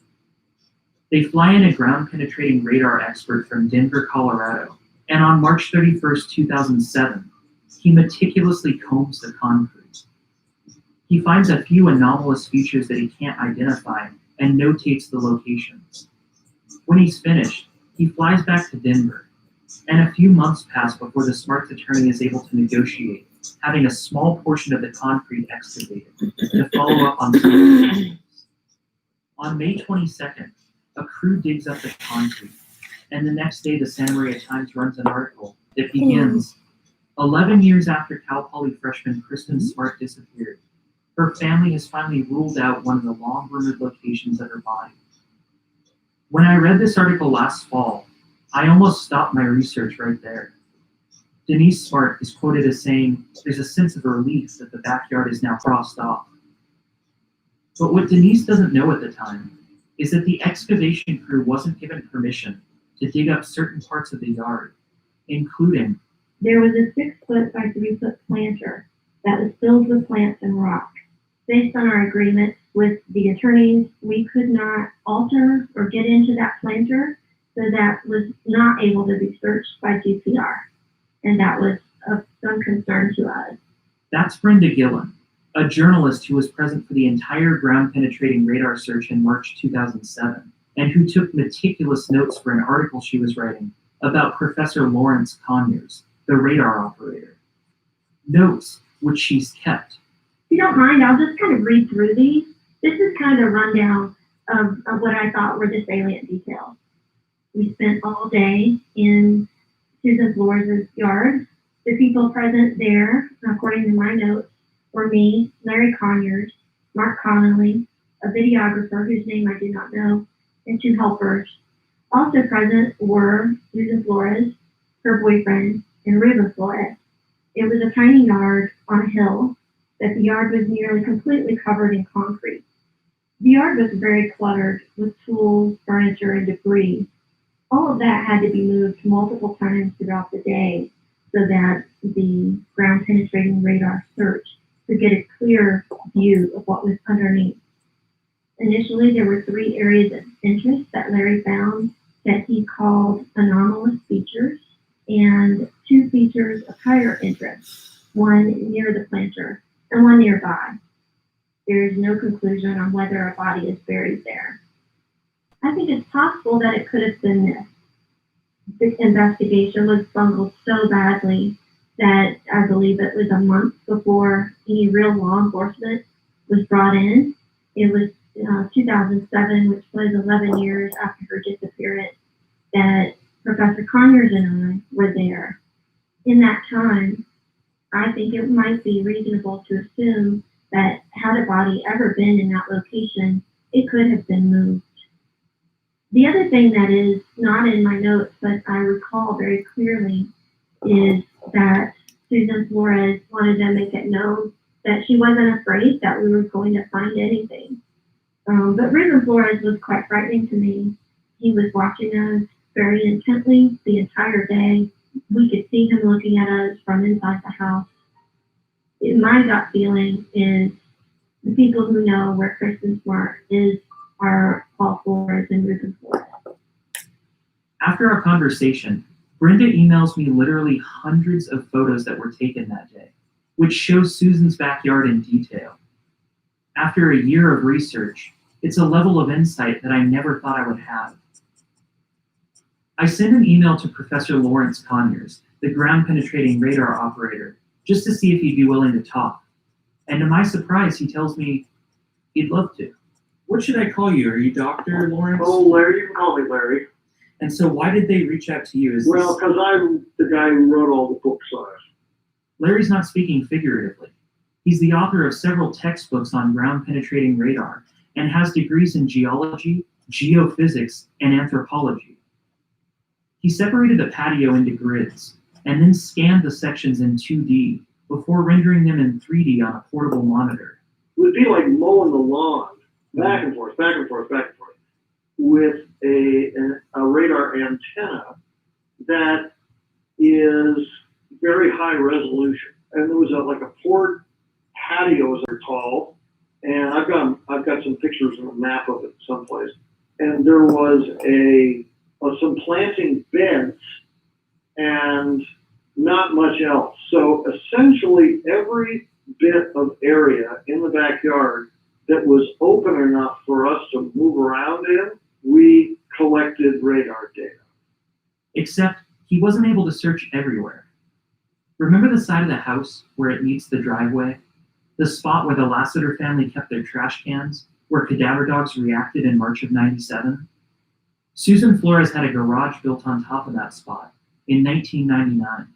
There was supposition that the garage floor had been poured since the abduction, or since the disappearance, we'll call it. And so we attempted to get the mother to clean a bunch of the trash out of the garage. And as I recall, it was a trailer of some sort, and we actually pulled the trailer out of the garage. But then it was stacked up with boxes and other stuff like that we couldn't get them to move.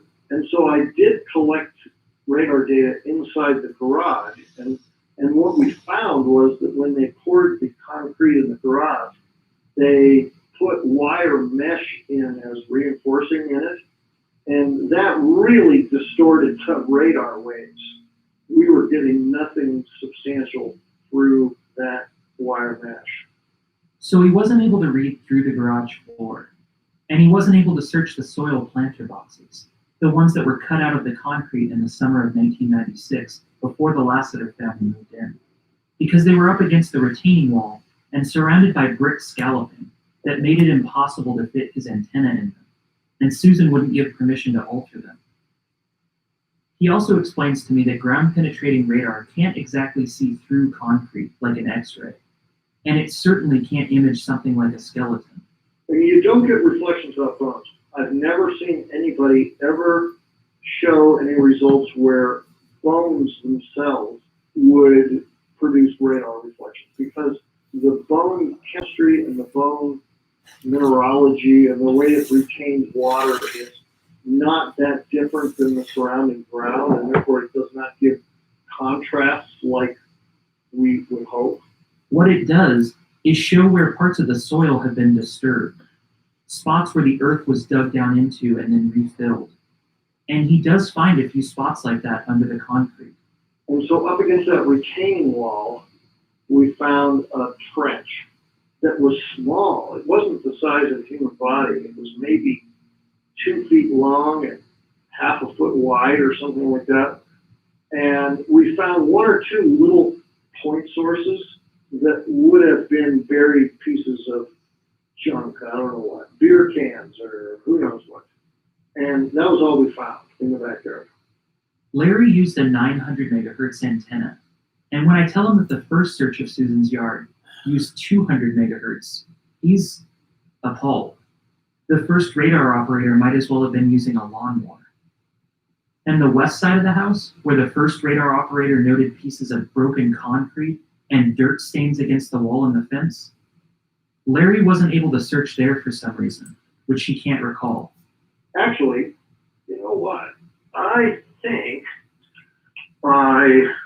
if you're really into this, we should just hang up and call me back in 10 minutes and let me pull out my notes. Absolutely. I know where to find those. Okay.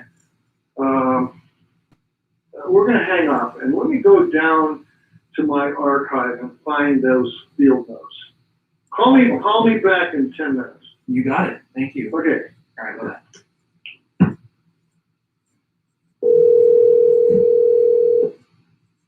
Yeah, I found my notes. This was March 31st, 2007, East Branch Street, which is the address. You probably know this already. That's right. I'm looking at the map of the backyard. On the north side of the house, there was a closet built onto the north side of the house, and then there was also a kind of a ramshackle laundry room that was built on the northeast side of the house. And then there was a little area in between the laundry room and the garage that was a poured concrete patio the story was that it had been there ever since the house was built. And then there was the garage, and the garage was to the east of the house, and it projected all the way to the north, right up to the property line. In the backyard, there were 4 planters that were up against the north wall. Along that north wall, there was a long planter, and then there were 3 smaller planters that were about 1.5 foot square or so that had stuff growing in them. Or they were right up against the concrete wall. But these antennas are such that you can't go right against the wall because the antennas are wide themselves. For some reason, we never collected data on the west side of the house between the wood fence and the house, and I can't say why. And by the way, my notes also show that garage, I only went right down the middle of the garage. This is what my memory was that you and I were talking about. But my memory was right that we couldn't do the side of the garage because there was just stuff packed in there.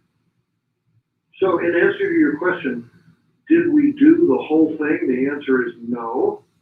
We didn't do the west of the house. The west side of the house was definitely not surveyed.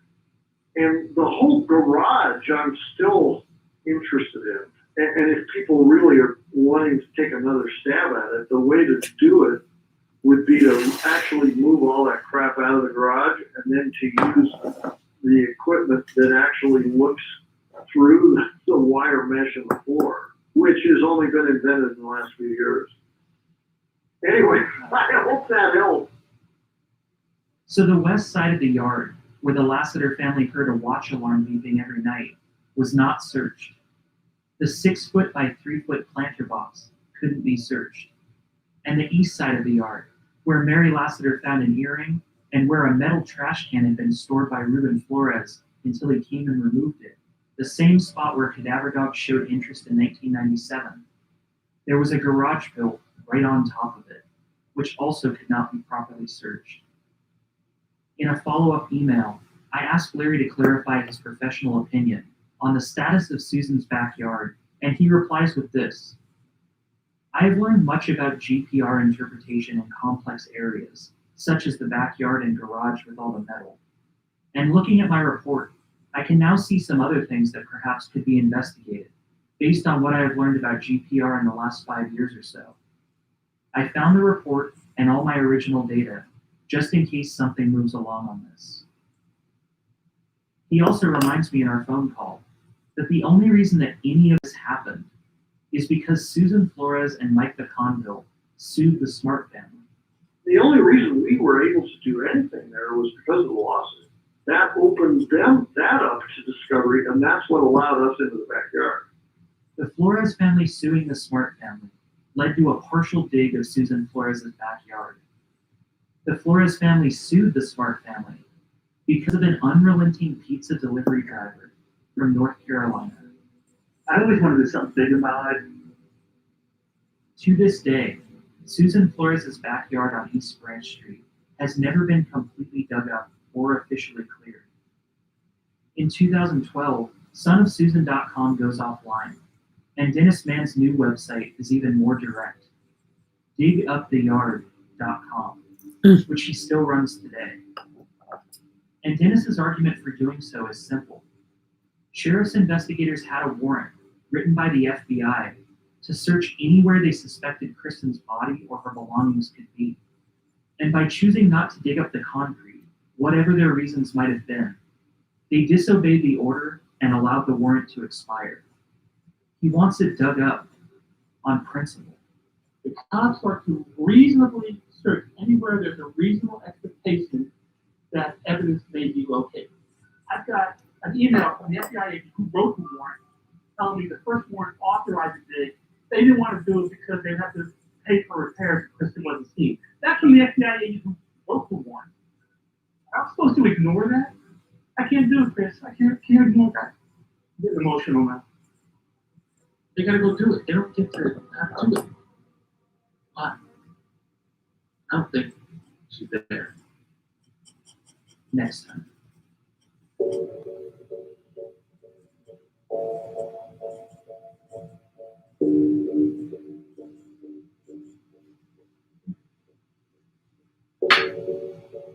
You've been listening to Your Own Backyard, Episode 4. A note from the Smart family. The statute of limitations in this case has expired on everything except murder. Anyone who comes forward with information will not be charged with any crime.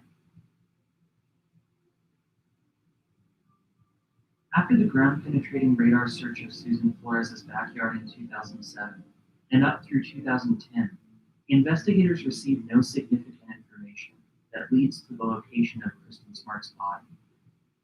Dennis Mann continues his campaign of keeping the Flores family on their toes, though, marching with banners and signs around the Central Coast and posting regular updates to his website, sonofsusan.com. As Sheriff Ed Williams very publicly admitted in 1997, there's not much progress that can be made on the case without Flores' cooperation. And in 1998, Williams retires without making any significant break in the case.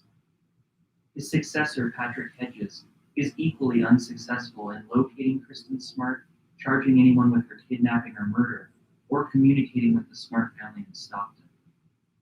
In fact, Hedges' entire career as the sheriff of San Luis Obispo is bogged down by scandals, and by the end, total public distrust. In 2007, one of his chief deputies discovers that Sheriff Hedges and his undersheriff, Steve Bolts, who was once the lead detective on the Kristen Smart case, have bugged his office and been secretly videotaping it, believing him to be disloyal and possibly engaging in criminal behavior, a suspicion that ends up being baseless. When news about the illegal wiretapping becomes public, the sheriff docks himself $700, or the equivalent of a single day's pay, as a way to punish himself for spying on his own employee. The deputy isn't satisfied with that response and sues the sheriff for just over $1 million for violating his privacy. He gets just half of that, but it's enough for Hedges' constituents to lose faith in him entirely. In addition to the bugging incident, several lawsuits are filed against the sheriff's department during Hedges' time in office, when suspects in custody die while being restrained, and in at least one case, hogtied. Even in his personal life, Hedges fails to maintain a respectable image. In January of 2009, his wife calls the San Luis Obispo Sheriff's Department on the San Luis Obispo sheriff, claiming that he's screaming at her and refusing to let her leave their house. Sheriff's deputies show up, but decide it's not necessary to take a report on the incident. 2 months later, the couple separates, and Pat Hedges announces that he will not seek re-election. In an emailed press release, he claims that his biggest disappointment is not being able to bring a prosecutable case forward on the Kristen Smart disappearance. In 2010, all of the new candidates for his job make sure to distance themselves from him to avoid being pulled into his undertow. Years later, Hedges will briefly make headlines again when he crashes his truck into a power pole and fire hydrant in the middle of the night. He's not arrested, and San Luis Obispo police will claim no drugs or alcohol were involved. The Smart family's luck with law enforcement leadership in San Luis Obispo would almost be comical if it wasn't so tragically responsible for keeping their daughter's case from being solved. But in 2011, it looks like that luck is about to change, because there's a new sheriff in town, and his name is Ian Parkinson.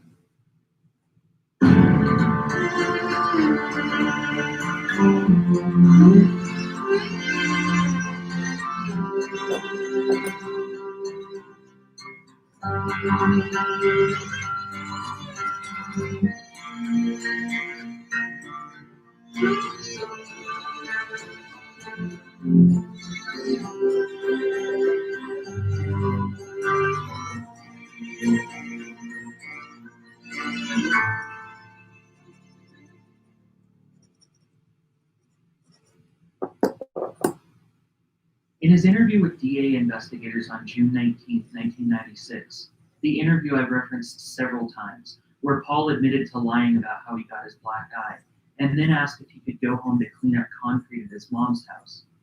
There was a moment where they thought Paul was about to confess.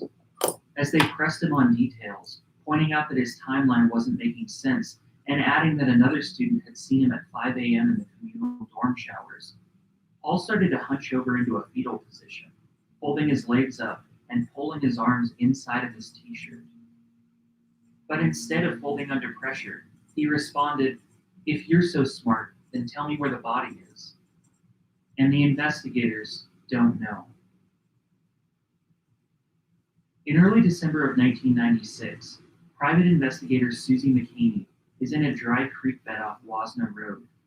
She's been hired by the Smarts to follow up on leads, which they believe the sheriff's department has started to run out of. With her is a cadaver dog handler named Greg and his dog Jax. They're looking for the body of Kristen Smart, not based on any solid leads, but because of the map in Susie's hand, drawn by a psychic from Thousand Oaks who calls herself Kathy Lynn. The map shows a road that winds over a steep drop-off, beneath which she's drawn 4 large boulders at the base, next to an oak tree, with water flowing on the opposite side. A Nostradamus-like quatrain reads, quote, "Wedged between a boulder and a rock wall, hair on one end and a shoe on the other, red fabric or paper by your head." Susie McKinney doesn't have much hope for the search. Good leads are like right away. And so I think that we lost 30 days, the first 30 days. My job was just to run these search teams.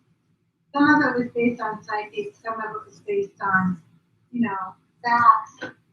Do I believe in psychics? Oh, well, I haven't found the body yet.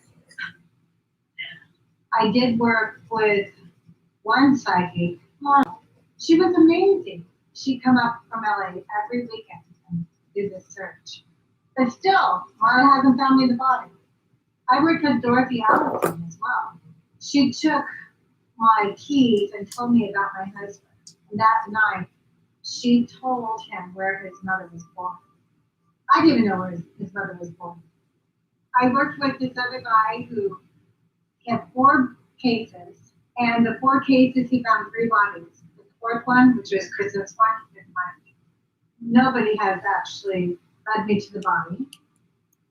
Even though she can't explain how they've done it, she believes that some psychics have solved cases like this in the past, so she's reluctantly following up on everything the Smart family receives.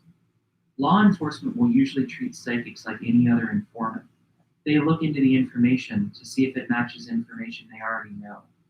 Because there's always the chance that the person claiming to be psychic is actually coming forward with first-hand knowledge, which they don't want to explain how they discovered.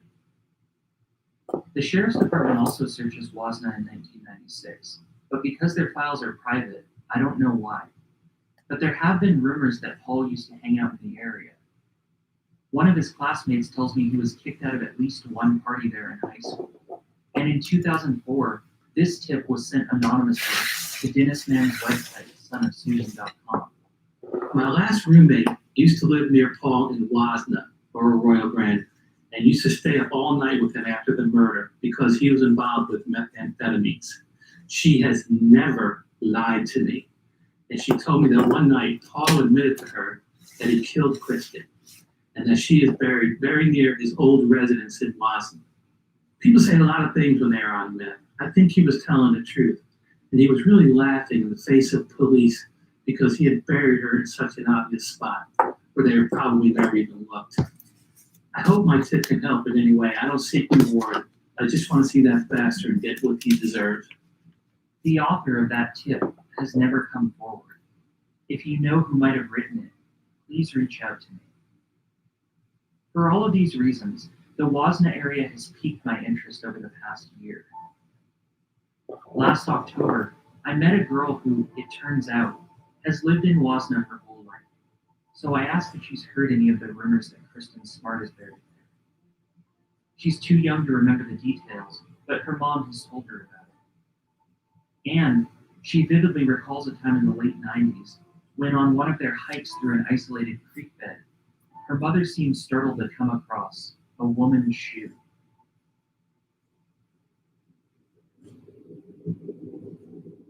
I am driving out to Wazna to meet a family who says they found a shoe out here in the mid-to-late 90s. The daughter was only about 4 at the time, but she said she remembers it well because she thought it was strange the way her mom reacted to finding something that wore as a shoe. So it stuck out in her memory. So they've agreed to take me down to the spot to have a look around and see if I can find those other Wazna pictures. Wazna is an unincorporated community about 10 miles east of Arroyo Grande, towards the mountains and away from the ocean. I've never been out here before, and I can't help but take note of how much space is here. The road often runs alongside creek beds, surrounded by thick groves of trees that make it hard to see what's between them unless you're right up under them. And even if you could park and climb down the roadside, everything is surrounded by barbed wire fences and rusty hubcaps, hand-painted with the words "No Trespassing," riddled with bullet holes from rebellious hunters who don't like to be told what to do. Houses out here are often a mile or more apart, and the private driveway to get up to the family's house is longer than the whole street I live on.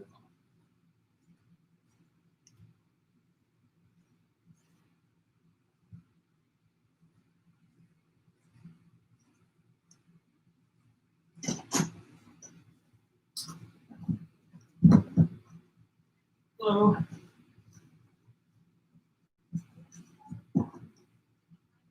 Okay. Absolutely. No, that's fine. Okay. Taxi here. Thank you. So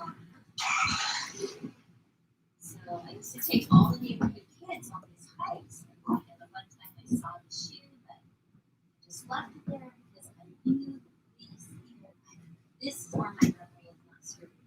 Either they had been there and it was rumor they were going to come and return, Okay. or they hadn't come. Do you remember what year this was? I'm thinking, so my son was born in 98, and he was not walking. I had him in a front pack. So he was born in June of 98. So I feel like it was 99, like early, and it was a rainy season. He used to hike up here because he went, it was a little like a waterfall. So it was green like this. I feel like it could have been thicker. If her memory is accurate, investigators had already searched here by then. According to newspapers, on November 1st, 1996, 5 months after Kristen was reported missing, sheriff's detectives searched a, quote, confined area of Wazna. 1 month later, Susie McKinney, the private investigator, returned to the area with Jackson Cadaver Dog and the hand-drawn map from psychic Kathy Lynn, along with her tip, wedged between a boulder and a rock wall, hair on one end and a shoe on the other, red fabric or paper by her head. In the first year, the Smart family followed up on every lead they received, desperate to find their daughter. But after an overwhelming amount of psychic tips, some of them useless or nonsensical, they stopped jumping in their car to investigate every one. I imagine it gets exhausting to put your faith in anyone who claims to be a channel, especially when that information is as trivial as what world-renowned psychic Dorothy Allison had to say about the case. Quote, the killer has little ears. We've driven about a mile up the road, further into the heart of Wazna. The trail the family used to hike down is private property now, but they've asked the owners for permission to bring me down to the spot where they found the shoe, and they've agreed.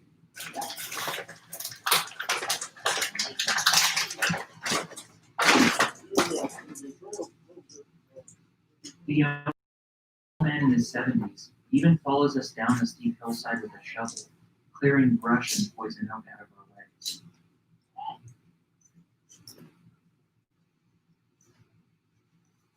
It's raining lightly, and at one point on the hike down, I slip and fall hard, but I don't think anybody notices.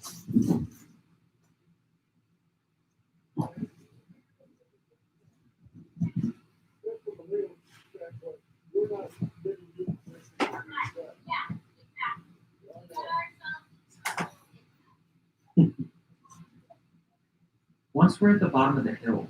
It's a long walk through muddy grass and over fallen trees. The mother points out several more poison oak plants for me to avoid, and I carefully step around them. It takes just over 10 minutes to find the spot we're looking for, where the shoe used to be, but it looks just like I was picturing. The bottom of a steep hillside, the ground covered in dried oak leaves and acorn shells, and several dead trees shooting up above it. I've never put much faith in psychics, but it's hard not to notice that this place is eerily similar to the picture Kathy Lynn drew of the spot where she said Kristen's body would be found.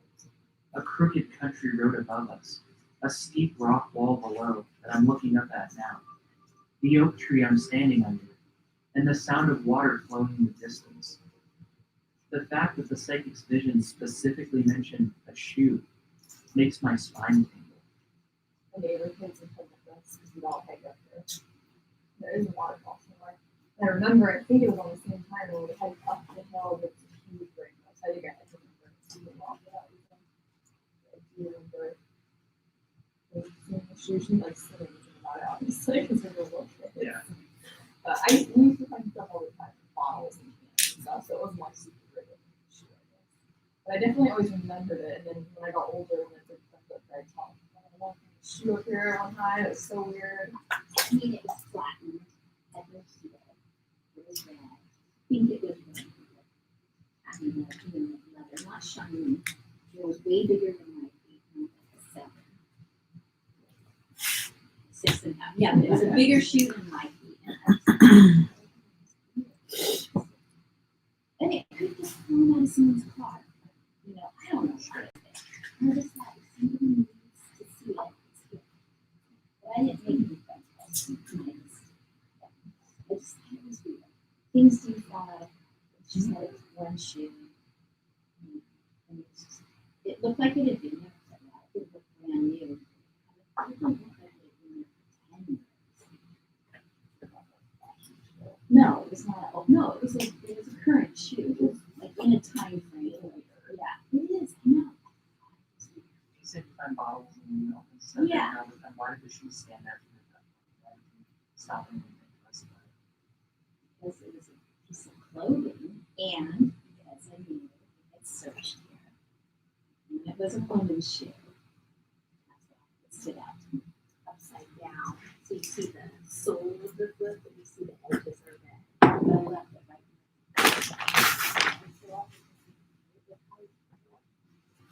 I'm sure you could sense that she was wearing shoes. No. You didn't know that? No. She has no idea that Kristen was last seen wearing a pair of red shoes, just like the one she found. I tell her that Kristen was reportedly wearing a pair of Puma brand athletic shoes. And while she can't recall every detail 20 years later, she doesn't remember this shoe having laces on it. Maybe more like a loafer or flat. But it was also upside down, and she didn't touch it. I checked with Puma, and they do make a red woman's loafer, but I don't think it qualifies as an athletic shoe. So maybe it's nothing. Maybe it's not the shoe we're looking for.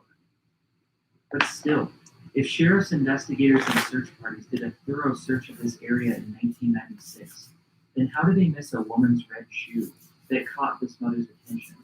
She describes as weathered and flattened, as if it had been there for several years. Is it possible that this shoe was buried in 1996 and uncovered by rainfall over the next few years? Or is it possible that this particular area was never checked? How many other areas have never been checked? Even if it's not Kristen's shoe, the fact that it remained untouched here for years makes me wonder what else is down here, hidden in plain sight.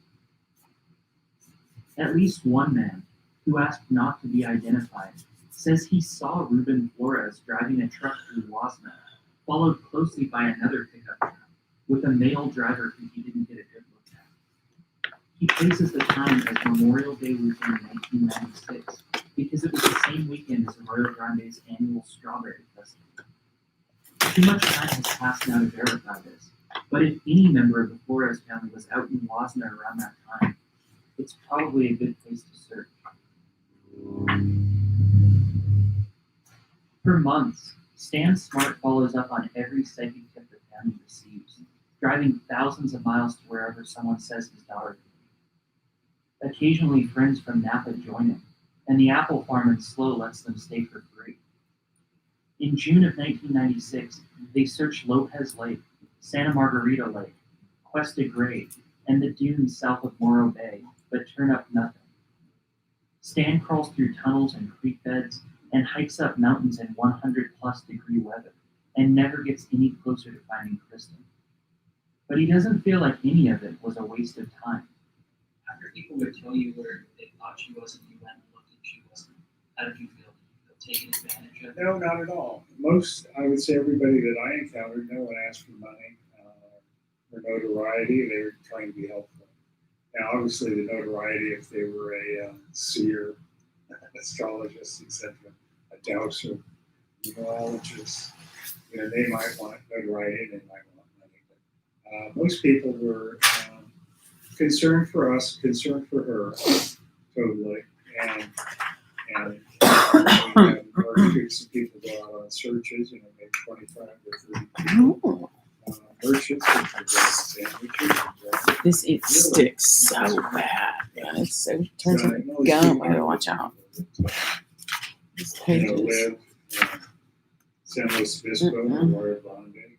People were awfully nice, as I went around looking for her. If I said or came to somebody's property and the gate was locked or whatever, and I wanted to look inside, they let this strange man looking for his daughter go look for her, which was awfully nice, and that speaks highly of the community. There were several people that were involved that thought they knew where I was located, and we would go follow up on that and look, and there wasn't anybody that we turned away. I would drive up to Tahoe and Reno, a person said, oh, she was in a vehicle going there. We found her on the map, and then she was down Cal Poly, and I would go down there, and Phil, you go anywhere looking for your daughter. And so somebody said they spotted her, but it's not her. Get your hopes up to get dashed and stuff. So, but you never turn away. You don't want to be the person that didn't follow up on something. A popular theory on the Cal Poly campus was that Kristen's body was concealed beneath the foundation of the Performing Arts Center, or the PAC, which was directly across the street from the Red Bricks and in construction at the time. Construction had been ongoing since 1994, and the first events in the center took place in July of 1996, so it seems like much of the foundation should have been set by May. But proponents of this theory are adamant that it wasn't. To bury her in an active construction site, though, would mean risking that a worker would spot her remains while pouring the foundation. Still, like any other theory, it can't be ruled out entirely until Kristen is found. Early on, someone sent an anonymous card to the Smart family that seconded this theory. At the bottom, the author wrote, quote, "I did not have anything to do with this, I swear. I will use the name Jellybean." Investigators took the tip seriously, going so far as to compare the handwriting to samples of individuals close to the case. 23 years later, Jellybean has never come forward. If you know this person's identity, please reach out to me. Another one that made the most sense to Stan Smart for many years was that Kristen's body was put in a dumpster behind Santa Lucia Hall. Paul Flores' dorm room was on the ground floor and had a window that faced the back parking lot, which I measured as just 85 feet away from the dumpster. A garbage truck picked up on Saturday mornings at 7 a.m., so the timing would have been convenient. After that, the contents would have been dumped at the Cold Canyon landfill. But according to the landfill supervisor, each dump was carefully logged and sorted by date and location, and employees have to pick through the incoming garbage one load at a time to make sure that no hazardous materials are present. Besides that, sheriff's detectives spent a few days digging in the section where Cal Poly garbage was taken, and reportedly dug down until they unearthed issues of the Mustang Daily from before Kristen's disappearance. Could her body have been missed? Of course. But the one thing that's missing from the dumpster theory and the pack theory that makes me doubt them is Ruben Flores. He had to have called somebody for help. Also, I don't raise person. If you can recall when you were that young, I mean, who would you call? My theory is that he called Reuben. It's a theory that Susie developed early on that only got stronger the more she investigated. And it's a theory that Susie and I share. Remember the person who reportedly saw Reuben and another driver in 2 separate pickup trucks out in Wasna over Memorial Day weekend? I want to talk about those trucks. Paul's parents bought him a 1993 Ford Ranger in high school, mint green. There's a picture of him posing with it in the Arroyo Grande High School yearbook. This is the truck he would let his coworker Lisa from Garland's borrow, and the truck Jackie's neighbors saw parked up her street when she found dead roses on her fence. Reuben owned a white 1985 Nissan pickup truck. So that's something. The Flores family did own 2 pickup trucks in 1996, just like the witness reported seeing. Reuben Flores was deposed by the Smart's attorney James Murphy on November 14, 1997, the same day Paul took the Fifth Amendment to every question he was asked. But Reuben doesn't have the same privilege. His deposition was videotaped, and James Murphy's office gave me a copy of the tape. The deposition is being videotaped. Would you please swear the witness? Raise your right hand, please. The VHS tape was slightly warped in places, so occasionally you'll hear it slow down for a second, and the mic sometimes speeds back a little. But it's a great reference of Reuben's story this many years later. When the topic of the trucks comes up, Reuben's answers are conspicuously inconsistent. Who had use of that Ford Ranger in May of '96? No one actually said that. No one was using it in May of '96. And why do you say no one was using it? Because it was impounded. But then, a few minutes later, Sunday morning after the disappearance of Kristen Smart, how did Paul get? I picked him up at school. You picked him up in what vehicle? The Ranger. The Ranger that nobody had access to in May of 1996 because it was impounded. And did Paul ever have access to Reuben's 85 Nissan? Paul drive that vehicle? No. And then a few minutes later, well, it was registered to Paul. And when was the change in registration from you to Paul? In other depositions taken with Paul's coworkers, several of them confirmed that he regularly drove the white 1985 Nissan to work in the summer of 1996. And then it was registered to Paul sometime between then and the deposition in November of 1997. So when Reuben says Paul didn't drive that vehicle, he's not telling the truth. And when he says nobody had access to the Ranger in May of 1996, he's lying. Then there's the issue of the bed liner, the plastic component that pops into the inner bed of a pickup truck to protect it from being scratched or stained. If a body was in the back of either truck, the bed liners could be tested for DNA. The white Nissan truck that did have a bed liner. Yes. And in fact, how long had that bed liner been in that vehicle?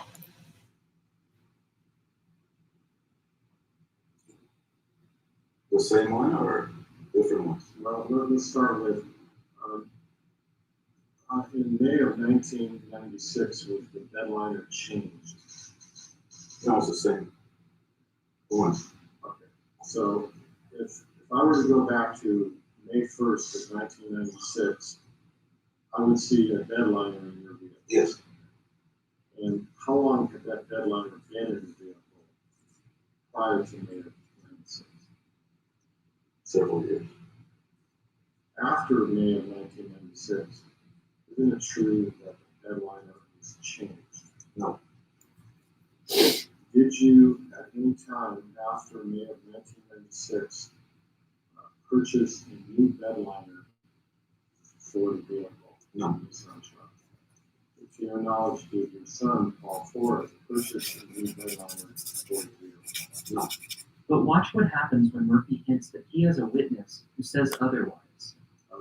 Do you have any recollection of making any statement to any individual that you were going to change the bed liner as a birthday present for your son? I think we got 2 things mixed up here. Okay. Well, how am I mixed up? What's a, can you define a bed liner for me? Now, Ruben doesn't even know what a bedliner is, but he told at least one person that he got Paul a new plastic bedliner for his truck as a birthday present. There are holes and contradictions all throughout Ruben's story of the events of that Memorial Day weekend, and a lot of them revolve around the Flores family's 2 trucks. I can't figure out what his motive would be for changing his story about them so many times if they weren't involved in a crime in some way. So were the trucks ever searched by law enforcement? No, neither one. Since his answers about the trucks are looking suspicious now, why don't they search them after the deposition? Where is that vehicle now? We traded in on another vehicle. Where did you trade it? Hudson Johnson. So the 1993 Ford Ranger is gone by 1997, a 4-year-old vehicle traded in for another one. And the white 1985 Nissan? You still own that vehicle? No, When did you sell that vehicle? it was stolen. When was it stolen?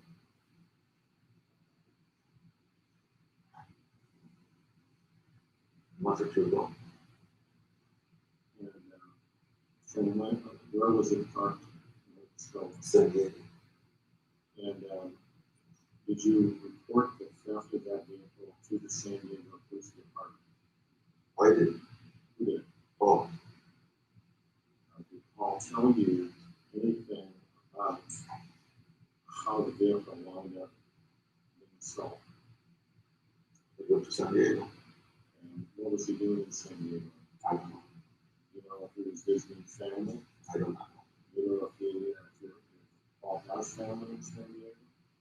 Not to my knowledge. You know if Paul has friends in San Diego? Not to my knowledge. You know where the vehicle was parked at the time of the last scene? No. Had you given the vehicle to Paul for his use? Yes. Except if the Nissan was stolen a month or 2 before the deposition. That would have been September or October of 1997, when Paul was living with his sister in Irvine and working at Outback Steakhouse with Melinda, who had to give Paul rides home because he didn't have a vehicle or a valid driver's license. In the entire time she knew him, Melinda told me she never saw him with a vehicle. So how did his dad's white Nissan get registered in Paul's name and then driven to San Diego, where he apparently doesn't have any friends or family, and then left somewhere to be stolen? I have no idea. But both trucks are gone within a 1.5 years of Kristen's disappearance, and Ruben's answers about them seem evasive. It's not the only question he's evasive about. Ruben works for GTE, General Telephone and Electronics, as a payphone technician. His job is to repair, install, maintain, and collect money from payphones on a circuitous route, but he absolutely avoids answering questions about what that route is. Some of the payphones are in rural areas, which Murphy obviously wants a list of, but Ruben squints and studies the ceiling every time he's asked where any of those payphones are, or even where the local GTE office is. Do you have a particular route that you cover? The process of servicing, collecting, repairing payphones? Different routes. And is it a different route every day? No, most. So, in May of 1996, what was your typical route? You would start in the morning and work my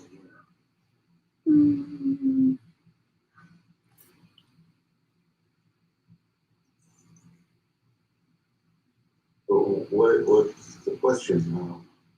What I want to know is in May of 1996, you were employed by Choctaw Police. Yes.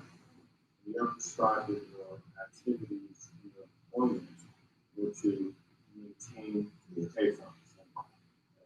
I had asked you whether or not there was a route that you took, and you indicated that generally there is a route that you would take. Yeah. Who established what that route was? The computer. Did you receive a computer printout from the company? Laptop. Is it a laptop computer that is with you in the vehicle? Yes. And you simply reference the laptop computer for instructions on where to go? Yes. So, if I've never worked with a phone company, you don't just stop and check every payphone along the line, correct? Not usually. Are you generally assigned specific locations where there's a problem with the payphone? Yes, for collections. Yeah. You have a responsibility to go to certain payphones on a regular basis and collect the money. Yes. And is that a generally known route? Meaning you have to go to your computer to find out where you're going to go when you're collecting? Or Yes. simply have a collection route that you can. The computer is. Would it be fair to say that, say for example, in May of 1996, that you would on a regular basis collect money on all of the phones on your route? Yes. On a typical day when you're going to be doing collections, what would the route be that you would take? You start off at your home in the morning? Start off at my designated place. Designated meaning Where on the computer? the foreman puts me. And then how often would you go and collect money, make your loop and collect money? Every day. And where would you describe to me in general your first stop and then your path of travel that you would normally follow if you do follow the path of travel to collect this money? Whatever the computer tells me. If you collect the phone money every day from every phone on your route. No. You collect money from the payphone You just said it. on a regular basis. That is, go to Roller White Landing on one day, Pismo Beach on another day. How does it work? Whatever the computer gives me the route. The computer routes. Where is the main office where the computer routes would be maintained? Where would? I don't know. And where is the main office for General Telephone in this area?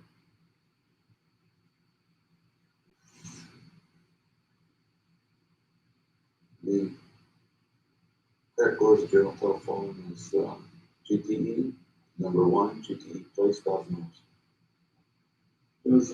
Does your foreman have a local office on which he works? Yes, Where would that local office be? that's confidential. I would like to have a physical address of where the phone company office is, where your phone. Well, it's confidential, and if you want information, you call General Telephone, number 1, GTE Place, Thousand Oaks. But if they feel they want to give information, or an communication field, and well, With all due respect, I'm investigating the disappearance of Smart's daughter. And I'm not overly concerned about your assessment of confidentiality. I would like to have the witness give me a physical address so that I can serve an appropriate subpoena to obtain the routes that are essential. I think I was entitled to that information. But you, Mr. Clerk, can think of a way that this can be handled. I think it is subpoena from Thousand Oaks. That's the main office that compiles all the evidence. And when the questions moved to his route in May of 1996, he's even more hesitant to answer. In May of '96, what would be the most rural phone or phones that you would service as a technician? Where would you physically locate? You understand the question? yes.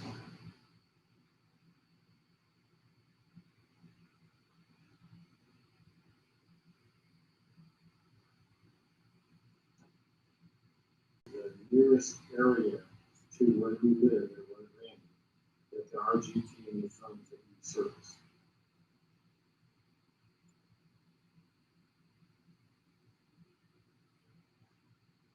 Here's one.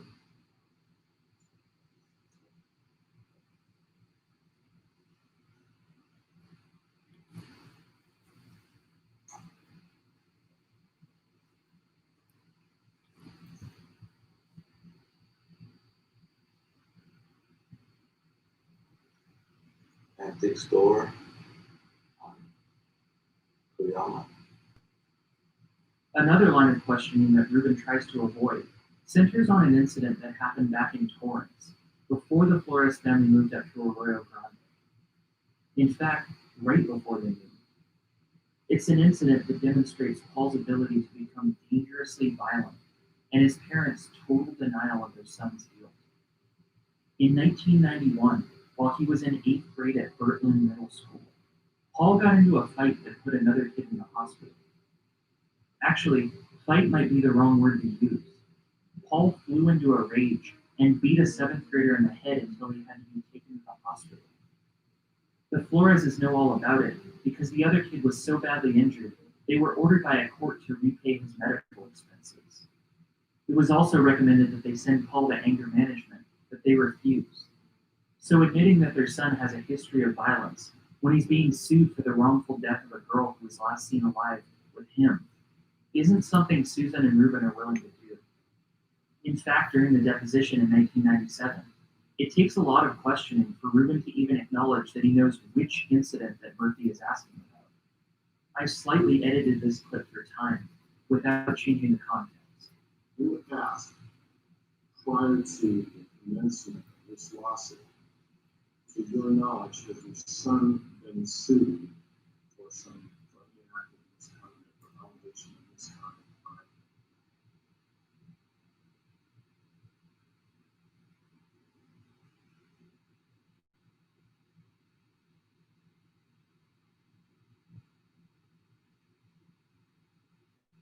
There was a settlement, but I don't understand it.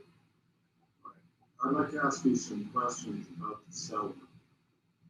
Were you involved in was the son a minor at the time that a person made a claim against him for damages in civil action? What civil action is this? There was a settlement in the case that involved your son, correct? Well, can you put the horse in front of the wagon and start telling me what claim and what action before we get to going backwards? Because I don't understand what claims are, I don't understand what judgments are, I don't understand what anything is. Okay. You used the word settlement. And settlement suggests to me that somebody paid some money to someone else. Is that your understanding of what a settlement is? Yes. And is it your understanding that someone paid some money to somebody else because of something your son was alleged to have done? I'm not sure. I believe there was a settlement, but I'm not sure. What is your understanding of what your son is alleged to have done to cause someone to pay a settlement on his behalf? Where was this at? Well, you had indicated that there was a settlement in a case. But I don't understand, we're talking about the same thing. What are you talking about? I want to know what your son did. Did somebody pay money to somebody else? So where was this at? Well, was there more than one settlement? Where would the one you're speaking about is a settlement? Are you speaking about a Pacific settlement? Yes. And what settlement is this? The settlement that you told me was paid. I believe, I'm not sure. Well, could you be specific? Sure.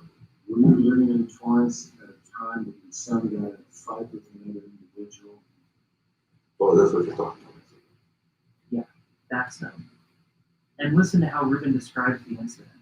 What is it that your son was alleged to have done to this other person? There were 3 persons. Okay. Who were the 3 persons that were involved in this incident that we're generally talking about? What's their names? Yeah. I don't know.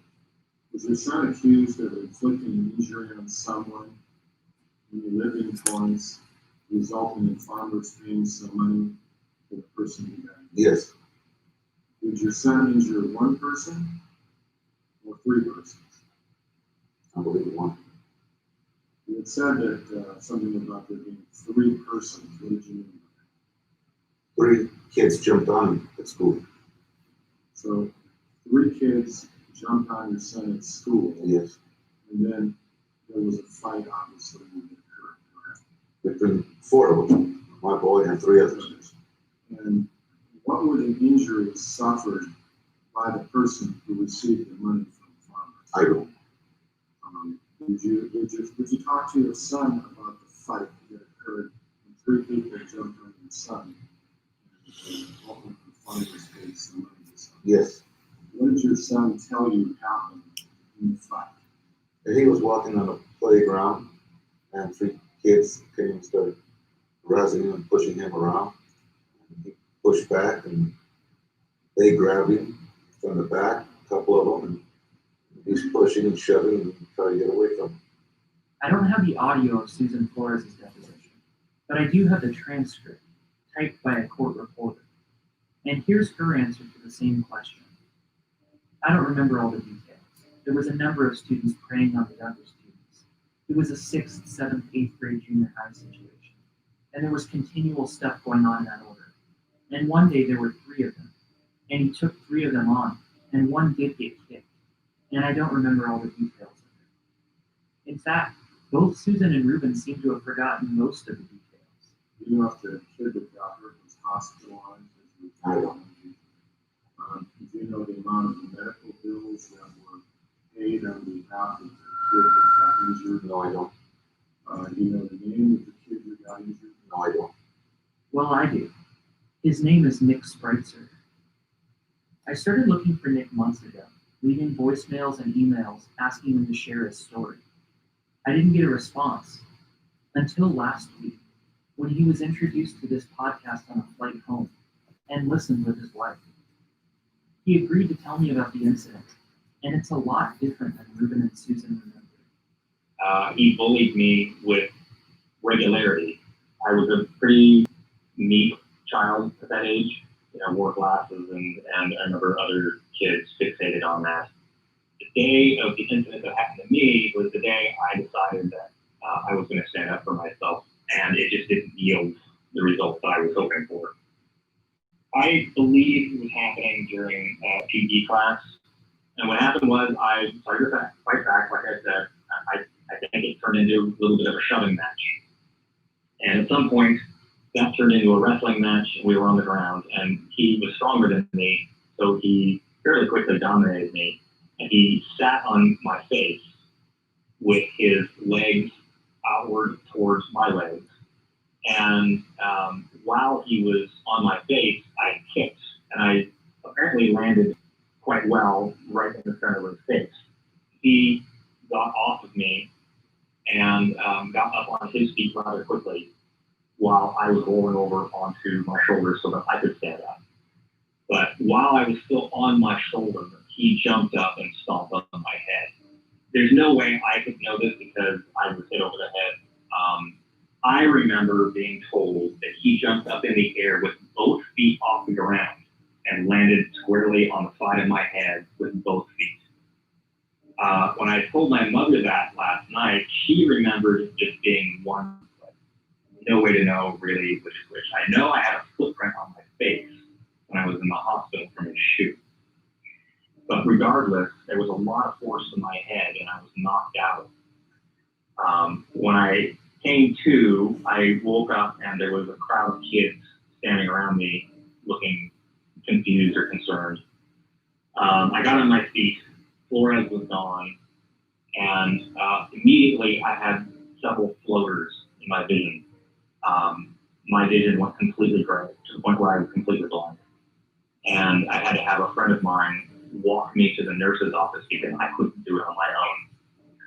By the time I got to the nurse's office, I couldn't remember my name, my mother's name, my home phone number, but somehow I managed to remember my dad's name and his work phone.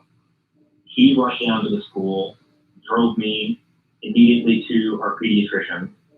Our pediatrician apparently told my parents that she watched me deteriorate in front of her eyes and basically panicked and said, we need to go to the emergency room right now. So she walked out of her own practice with me and my dad, went into his truck, drove immediately to the emergency room, which I think it was in a short distance away, and ran into the emergency room. By that point, I was losing all motor control. I felt like my arms and legs were just flying around and I had no control over them. And my dad didn't even turn the engine off or close the car doors.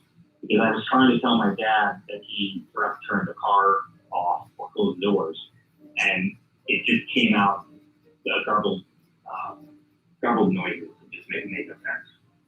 Then they brought me into the hospital. They got me on a table or a gurney or whatever. And at that point, I managed to ask my father if I was dying right before I really blacked out. And that was horrible for my father to go through because he didn't know. And then I was in and out of consciousness for several days. I was in the hospital for a total of 5 days. I think it was 72 hours before I could answer basic questions about, what year it was or what my name was. Apparently, I was extremely combative in the emergency room that entire time, and they had to put me in a separate wing of the hospital because I was screaming as though I was reacting the fight while I was in and out of consciousness. The only long-term consequence physically that I had, and I just asked my parents again about this last night, was a dull headache I had for about 6 months. Paul was suspended from school for a whole 3 days. The principal apparently did suggest to one or both of Paul's parents that he felt he needed to see a counselor for anger management issues, and the parents just blew it off. And that's basically the incident. I sent Nick a clip of Ruben's deposition so he can hear his version of the story. Did your son indicate to you that he had kicked a person in the head in that altercation? He had kicked him. I don't know what he kicked him at. Well, one boy was holding him, and he's trying to get away. He's doing everything he can to try to get away, and one kid got hurt. And utter fabrication. It's an outright lie. Not long after their insurance paid thousands of dollars for Nick's medical expenses, the Floreses left Torrance and moved up to Arroyo Grande, to the same house where Ruben Flores still lives today. So when we're looking for the most likely location of Kristen's body, maybe we're overlooking the most obvious place of all. A few weeks ago, I got an email from a woman who said she was reluctantly contacting me because her niece had listened to the podcast and encouraged her to share her story. Okay, I'm very nervous. I will do yeah. So I was working with Susan Flores at Oceana Elementary School as an instructional aide, as was she, when Kristen Smart went missing. And during that week, she had a lot of anger about it. And there was such disdain and hate towards the Smart family, towards I think it was sheriffs, not police, whoever was investigating. And that made me mad enough to get involved and try to get as much information as I could to give to the attorney of the Smarts. And so I befriended her. And so anyway, I started to go to lunch with her. Went to the Graduate to dance with Susan on purpose to meet Ruben, the father. Oh my gosh. I mean, that's kind of when the hairs on the back of my neck stood up. Susan Flores told me he's extremely violent with her, and that's why they got a divorce. What I did is I went to lunch with her, and we'd sit in a car for a half hour. At one time, Susan said to me that she knew how stupid the sheriffs were not to have even searched the avocado grove. Where is the avocado grove? In Ruben Flores' yard, which slopes down the side of a hill.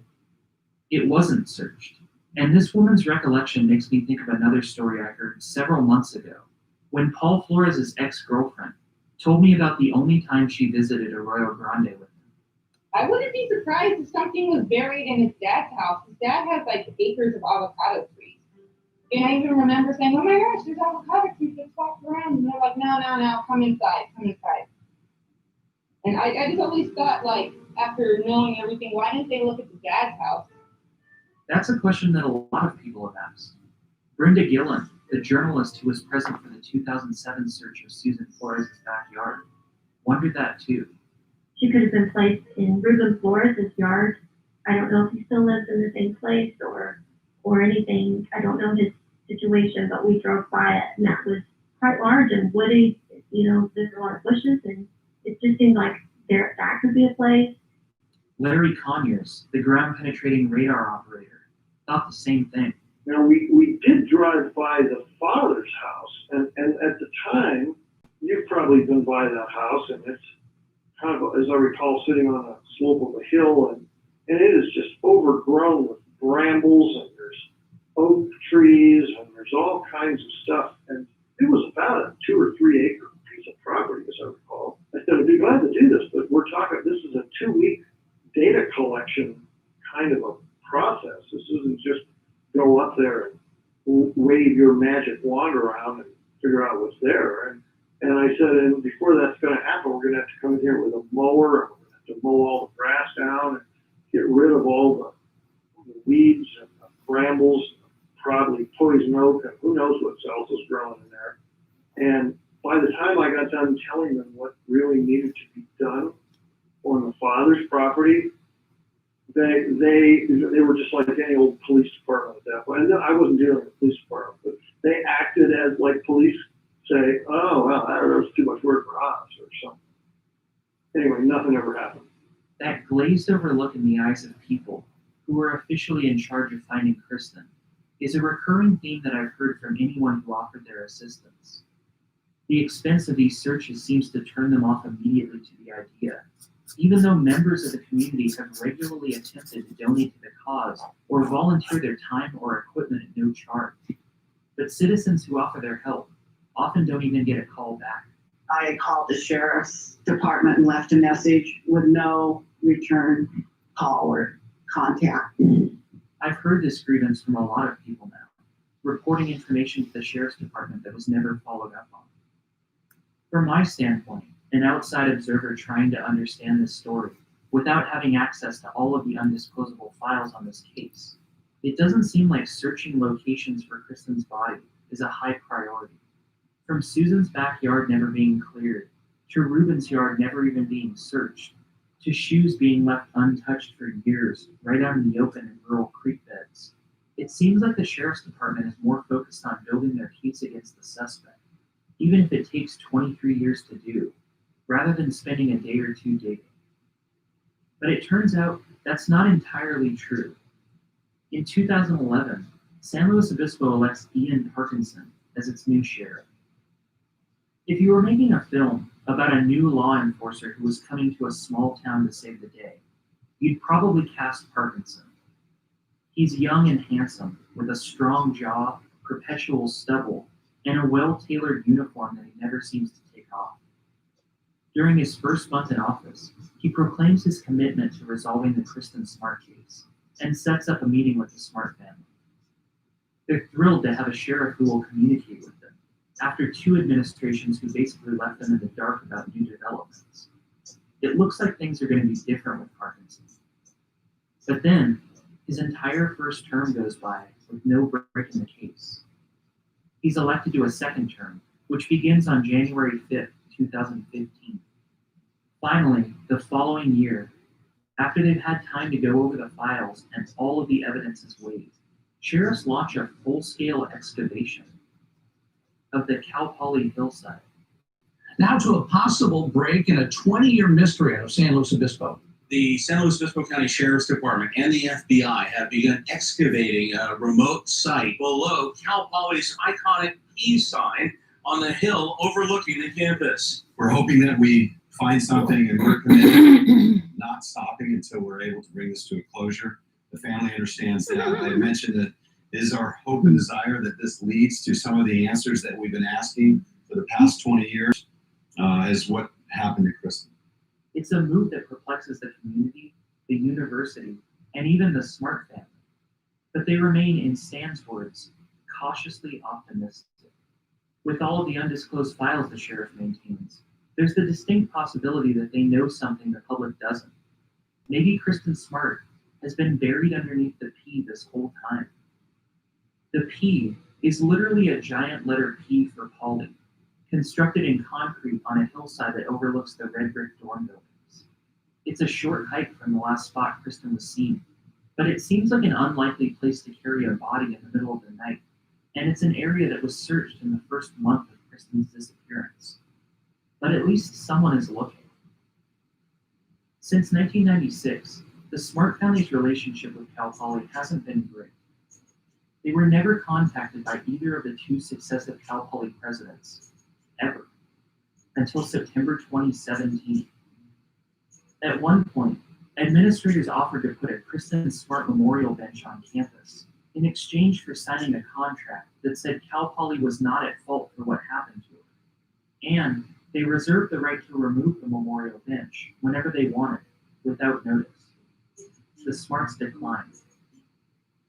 Years ago, on a trip to San Luis Obispo, Denise Smart stopped into the Cal Poly registrar's office and requested a copy of Kristen's freshman transcripts. To her surprise, Kristen was failed in every class she took because she missed her finals.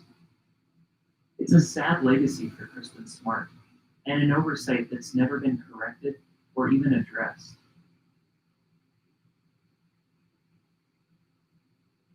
On September 6, 2016, Sheriff Parkinson holds a press conference in a Cal Poly parking lot. He's not alone. In addition to sheriff's investigators, he's flown in 25 FBI agents from Virginia to assist in the search. So good afternoon, I'm Sheriff Ian Parkinson, for those who don't know, and joining me today are Special Agent in charge, Sean Reagan here, to my immediate left.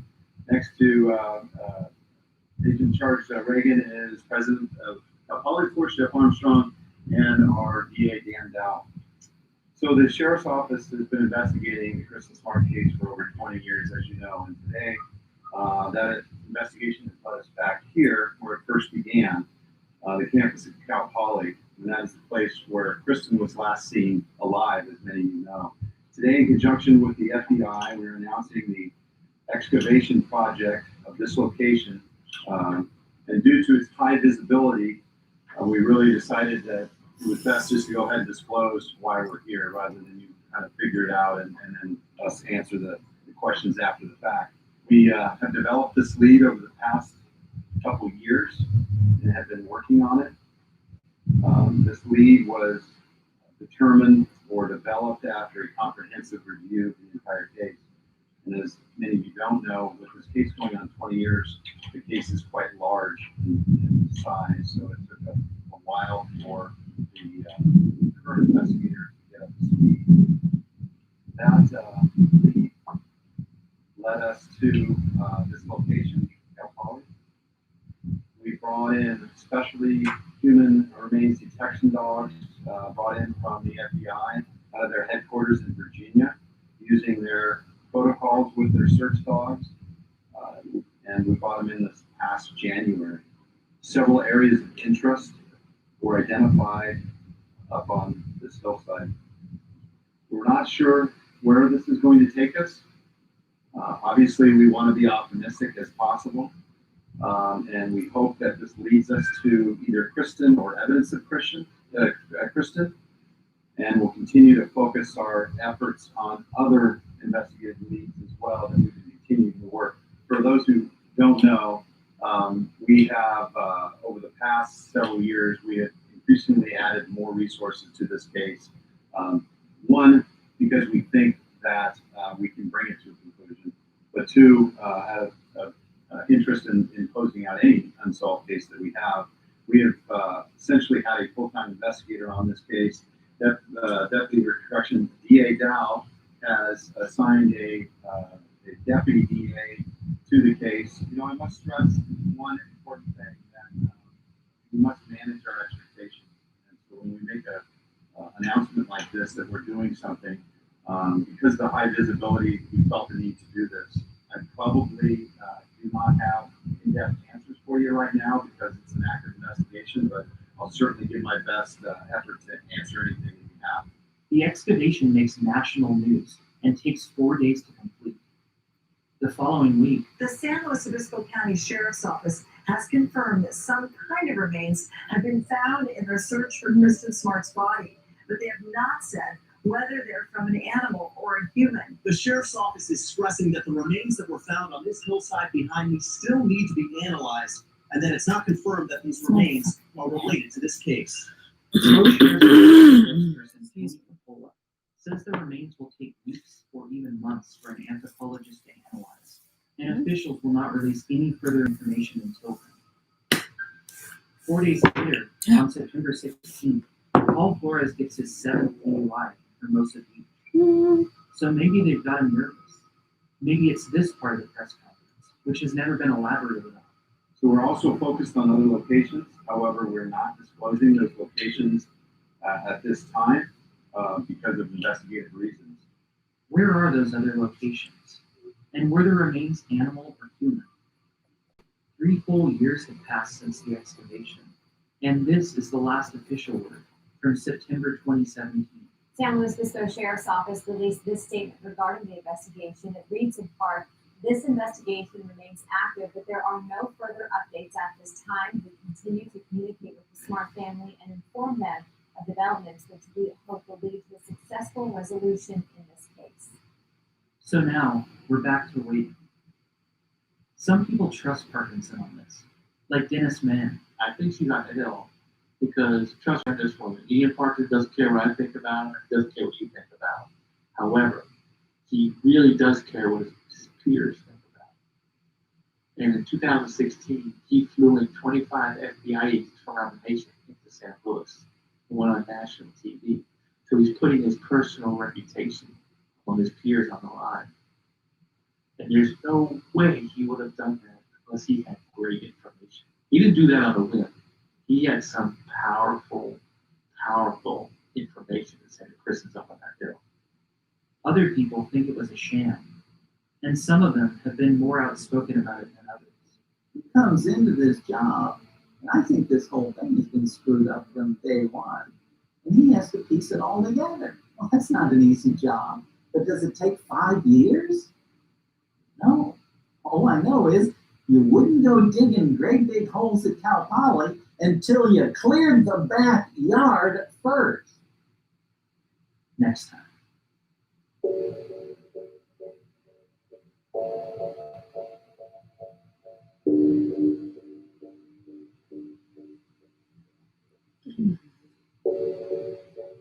You've been listening to Your Own Backyard, episode.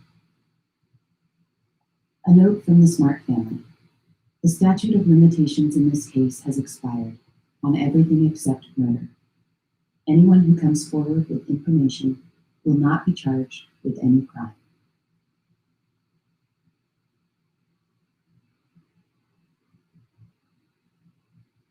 San Pedro, known by locals as San Pedro, is a harbor community in the South Bay of California. Technically part of the greater Los Angeles area, a waterway runs alongside the quiet neighborhoods, and the air smells like a combination of car exhaust and fish market. The region is a haven for windsurfing, cruise ships, and seafood, and for the last 9 years, it's also the home of Paul Flores, who, with the help of his parents, purchased a house here in 2011.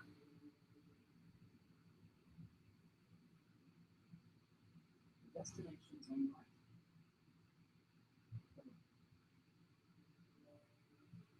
At 6:30 a.m. on a Monday morning, I find his street. I'm hopeful that I can catch him leaving for work so I don't have to knock on his door.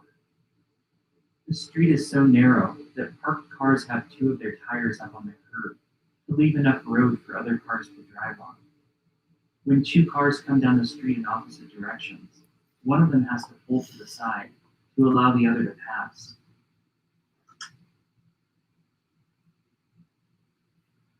I find a place to park, and I sit for a few hours, hoping that Paul will come out. Several neighbors move their curtains aside to look at me, and an occupant of the house next door comes out to water his lawn, glancing over at me repeatedly before taking a seat on a large porch swing, which curiously is turned to face Paul's house. Directly across the street is a banner advertising an at-home daycare center for children.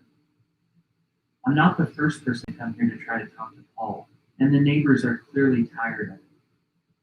I can't tell whether they don't know what he's been accused of, or don't care.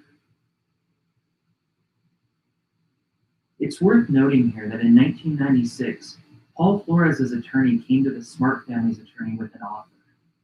Allow Paul to plead guilty to involuntary manslaughter with a 6-year sentence and an agreement not to pursue him in civil court, and he would lead authorities to Kristen's body.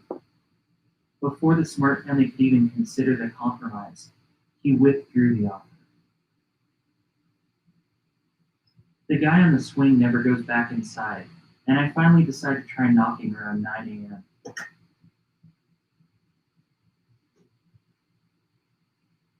An old GMC truck is parked horizontally in Paul's driveway, something I've never seen before, and which I'm assuming was intended to block access to his front door.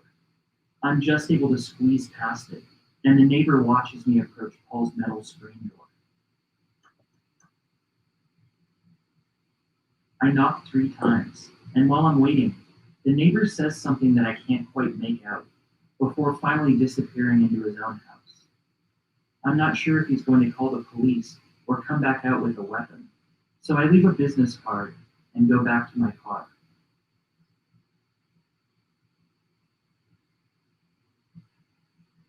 I don't want to wrap up this story without speaking to Paul, but I'm almost positive that he won't talk to me. In 2016, he was approached at the same curb by a writer from the Daily Beast. But at the mention of Kristen Smart, Paul responded, "No, I'm good," and retreated back into his house. I'm not even that lucky. I wait for almost 8 hours, parked far enough down the street that no one in the house could see me without coming out, but there's no activity at all. It doesn't look like Paul is home, and if he is, he clearly isn't going to answer the door. I figured that trying to get answers directly from Paul Flores was always going to be a long shot. He's learned that not talking is the best way to stay out of trouble. I think about Sheriff Ed Williams' comment to the Slow Telegram Tribune in 1997. Absent something from Mr. Flores, I don't see us completing this case. But personally, I don't have any interest in trying to complete a case. I'm only interested in finding a missing person. And luckily, I don't think that Paul Flores is the only person who can tell us where she is.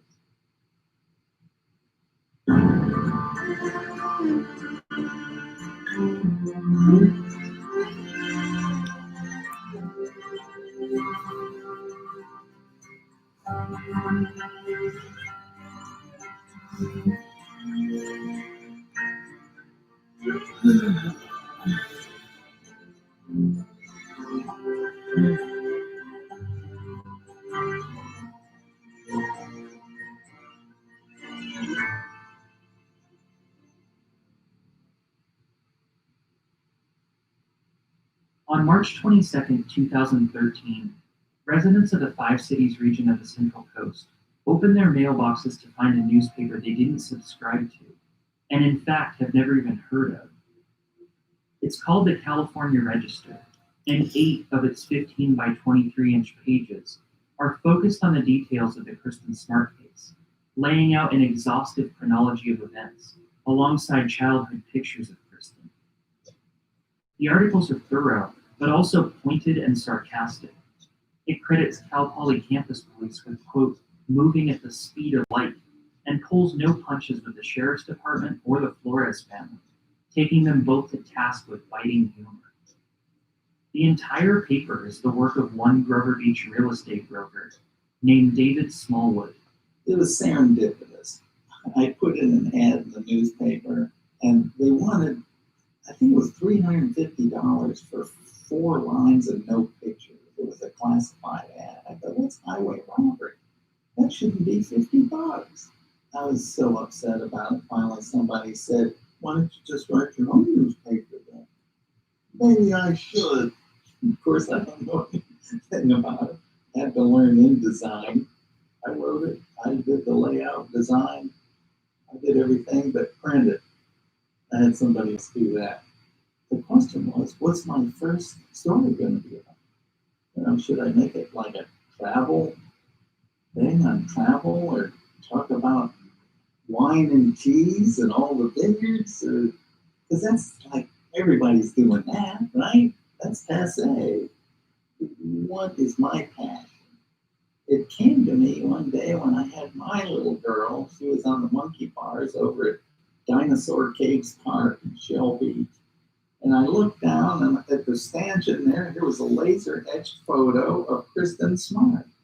I go, my God, that's my story. I don't know anything about it. And I'll bet you a lot of people don't. So I went home, I went to kristensmart.com, and then this man responded to me. I said, I need to speak to the parents. And I traveled up to Stockton, California, and I looked at him right away, and I could see nothing but pain and aggravation. Like, how many times do we have to tell this story? Will it ever stop? David pays out of his own pocket to have thousands of copies of the paper printed and distributed on the Central Coast, leaving stacks at businesses around San Luis Obispo and Arroyo Grande. He even mails a copy to Paul Flores in San Pedro. After putting out his first issue, though, he doesn't stop pursuing the Kristen Smart case. A second issue follows, and David starts to take more of an offensive approach, with headlines like the Cal Poly cover-up, where he charges that Cal Poly intentionally swept things under the rug to avoid a public relations nightmare, comparing the situation to Penn State's handling of the Jerry Sandusky scandal. He's particularly critical of efforts to clean Paul Flores' dorm room before investigators came in to search it, calling it a, quote, overt attempt to destroy potentially damning evidence. He also cites a line in the original Cal Poly campus police incident report, which blames the investigation's slow start on Denise Smart's concession that her daughter might have just gone camping. It's something Denise flatly denies ever saying, and David Smallwood sees it as a blatant attempt by Cal Poly campus police to shift the blame off of themselves. After some digging, David learns that Paul Flores has most recently been working at a Coca-Cola bottling plant in South Central Los Angeles before being fired in March of 2013. Just a few months ago, I was able to contact one of his coworkers from the plant, and she agreed to speak with me under the condition of anonymity. He was working in the lab. He was mixing the ingredients and the sugar in the very back. He was always weird at the lab. He was always trying to flirt with the girls. He wouldn't take no for an answer. He was being rude. Every time we would tell him no, he would get in our face. He would stare at us weird, for a couple minutes. He would stand there, and for a good minute or two, just keep staring at him. And even me, and I was like, oh, what are you doing? He's like, oh. And then he would walk away, and it was like that creepy, weird stare. And he wouldn't talk, he wouldn't say anything. He would just stand there, and I'm just like, oh my gosh. And he did it to a couple of other women. They would just be like, what are you looking at, or what's wrong, or He always gave out that creepy, weird vibe. He was always trying to tell me like, hey, let's hang out, let's do something, let's go out. And I told him I didn't drink. One night, he was like, let's go to a bar. There's a bar down the street called Sam's. He said, if you ever get drunk, don't worry. I will take care of you and you can spend the night. And I was like, leave me alone. He doesn't take no for an answer. I had finally told my supervisor, and I said, look, you know what? I already told Paul, leave me alone. I'm not going to go out with you. I don't want to get a drink with you. He made a weird comment saying, if you ever get drunk, don't worry. I'll take care of you. And I said, look, he's harassing me. Can you please tell him to stop? And I remember one day in the break room, we were all in the break room, and there was a show that came on about Kristen Smart, and it was talking about what happened, and then it showed Paul on the TV, and we were just like, oh my gosh, wait a minute. And it showed a picture of Paul in a blue shirt. That was the last person that she was seen with, and we were all just close like, oh my god, is that Paul in the lab? And he came inside the lunchroom, and it was commercial. And I took a picture of him standing there making the coffee. And then when he left, the show came back on, and we were just like, oh my gosh, like, what if he saw that? I don't think he saw it. And then it turned out it was Paul. So they were worried for my safety. So I had gotten a police escort to my car, and I didn't want to even interact with Paul. Every time he would say hi after that, I was just like, oh, I got a bad fight from him. My supervisor told me to do a sexual harassment case. I wanted to do a case on him, and I filled out paperwork, and I told them, what happened and what Paul said to me, and they told Paul about it, and we just kind of like, okay, whatever, shrugged it off. Then I found out a couple weeks later that Paul had got fired, and everybody was thinking, like, they said they fired him because he, on the paperwork that he did for Coca-Cola, he put it under a different name. But I think what it was, as soon as that thing aired on TV and showed Paul's face all over, in the lunchroom, I think Coke was like, look, you know what, we don't want everybody to know about it. So I think they fired him because of that, but they just said it was because of paperwork to cover themselves. When he got fired, people started talking about this other girl that worked in Downey, and she worked at Coca-Cola. She worked the same shift as Paul. She was doing the same thing, the ingredients, at night. She's referring to Amberly Hill, who was found dead in January 2007 after working an overnight shift at the Coca-Cola bottling plant in Downey, California. Newspapers described her as a potential witness in a sexual harassment case at the company, but it was unclear whether that played a part in her murder. According to the Los Angeles Times, she was found in the wilderness, still clothed in her Coca-Cola uniform, and partially wrapped in plastic shipping material. Paul didn't start working for Coca-Cola until the following year, and at a different bottling plant, but they both worked the same position and the same schedule, and Amber's murder has never been solved. Somebody had mentioned to Paul about that, and he just laughed it off like, oh, okay, like, all right, whatever. If Paul Flores was responsible for the death of another woman 11 years after Kristen's disappearance, whose conscience is that on? Back on the Central Coast, David Smallwood continues to investigate and make connections, focusing on what he believes is the most obvious theory, which he intends to prove. She's in the backyard. You can't go burying people in the backyard. In the summer of 2014, a reader from Atascadero sends a copy of the California Register to her brother in Mammoth Lakes, a recently retired police sergeant named Paul Dostie. Okay, I'll read it, because most articles are very short and lack details. And reading David's article read like a crime report. And it was in such incredible detail and everything. I go, holy smokes. And so she said, well, call that guy up. I go, okay, I'll just call this news guy. He'll probably just blow me off, but no, you just try everything. And he goes, I'm available 24/7. You come anytime. And I go, wow, that's interesting. I didn't realize he was one man newspaper. He didn't have a boss, so he can do whatever he wants. Paul Dostie's background is detective work, but specifically supervising avalanche rescue and clandestine grave detection dogs. In other words, Paul Dostie trained dogs to find missing persons. We went through, I was a canine supervisor when we got our first dog. And later on, I got Buster, and he's also certified in avalanche, certified in cadaver dog, 2 certifications for that. And then I retired, and it all actually started with the Manson case. In 2008, Dostie and his grave detection dog, a black Labrador named Buster, joined a team of forensic anthropologists and archaeologists at Barker Ranch, the home of the Manson family in the late 60s, to search for possible clandestine graves missed by the original investigators. Make a long story short, they did a little digging, didn't find anything. We did soil samples on the sites, and there's plenty of decomposition indicating there's human remains about all the sites we identified there. So I guess I just wanted to prove that the dog was right. And a friend of mine, she said she knew a guy that was doing some mass grave work overseas. Would I be interested? You bet. Dostie took Buster to Tarawa, an atoll in the Central Pacific, hoping to find the remains of Marines missing since World War II, in a search conducted by Mark Noah, the founder of a nonprofit research organization called History Flight. So our first day on Tarawa, he tested the dog all day. Tested on sites where there were human remains of recovery, tested on sites where there's no dead people. And he was 100% active. The dog was 100% active. In our last trip to Tarawa, we alerted in several locations down in the line. And when they excavated the site, they found 35 U.S. Marines, including Lieutenant Alexander Bonnie, who was missing in action.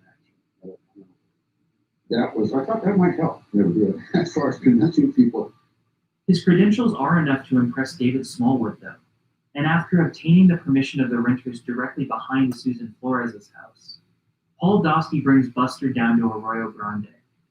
On June 2nd, 2014, they enter the yard that borders the back fence of the Branch Street home. When we trained the dog for the target odors, human remains, human dog, human decomp, and then that chemical signal changes over time. He's trained on all that stuff. So I just watch him in the yard, and then the way you gotta tell them how to tell you. So if he finds a target odor, he lays down. And it was really quick, and the dog odor all around that corner of the property. And it's strong there, and of course subsequently it's a pretty strong belief that she's had concrete poured on her. She's in concrete, but concrete is porous. We had no problem getting the protection through that concrete. I pretty much knew that we were getting through the wall there, kind of like a big chemical plume in the air that we can't detect. And Buster is detecting in parts per trillion. We're not searching this. They do a great job of finding like a big stinky dead guy out there. We are looking for minutiae of evidence. Part of the skepticism that law enforcement occasionally has about working with cadaver dogs is that they can't speak to tell us what exactly they're smelling. So how do we know that Buster wasn't alerting on some old chicken bones that the Flores family had buried under the concrete in their backyard? Or, as Ruben Flores tried to suggest, that the cadaver dogs alerting to Paul's mattress in his Cal Poly dorm room could have been detecting a tri-tip sandwich that Paul had eaten there. What happens when a cadaver dog smells something that is not human? It goes over them like they're not there. And one day I was working over in Lincoln on the Shermantown case, and there's this dead cow about half eaten. I go, oh man, big stinky dead cow out in the pasture there, But I recognized it immediately as a training opportunity. And so I get Buster out and I work him. Right, he went probably within 3 feet of that cow, which is a big stinking mass of decomposing cow, like it wasn't even there. He just didn't even turn his head to check it out. Just he was looking for his target odor. His target odors are human-specific chemicals that are released from a decomposing body. Cadaver dogs aren't rewarded for alerting on animal remains, so they learn to bypass them during the search. So with a positive alert at the fence line of Susan Flores' backyard, the next step is to obtain a soil sample to send to a lab for testing. But before they can collect it, the other tenant of the house returns home and abruptly tells Dostie and Smallwood to get out of his yard.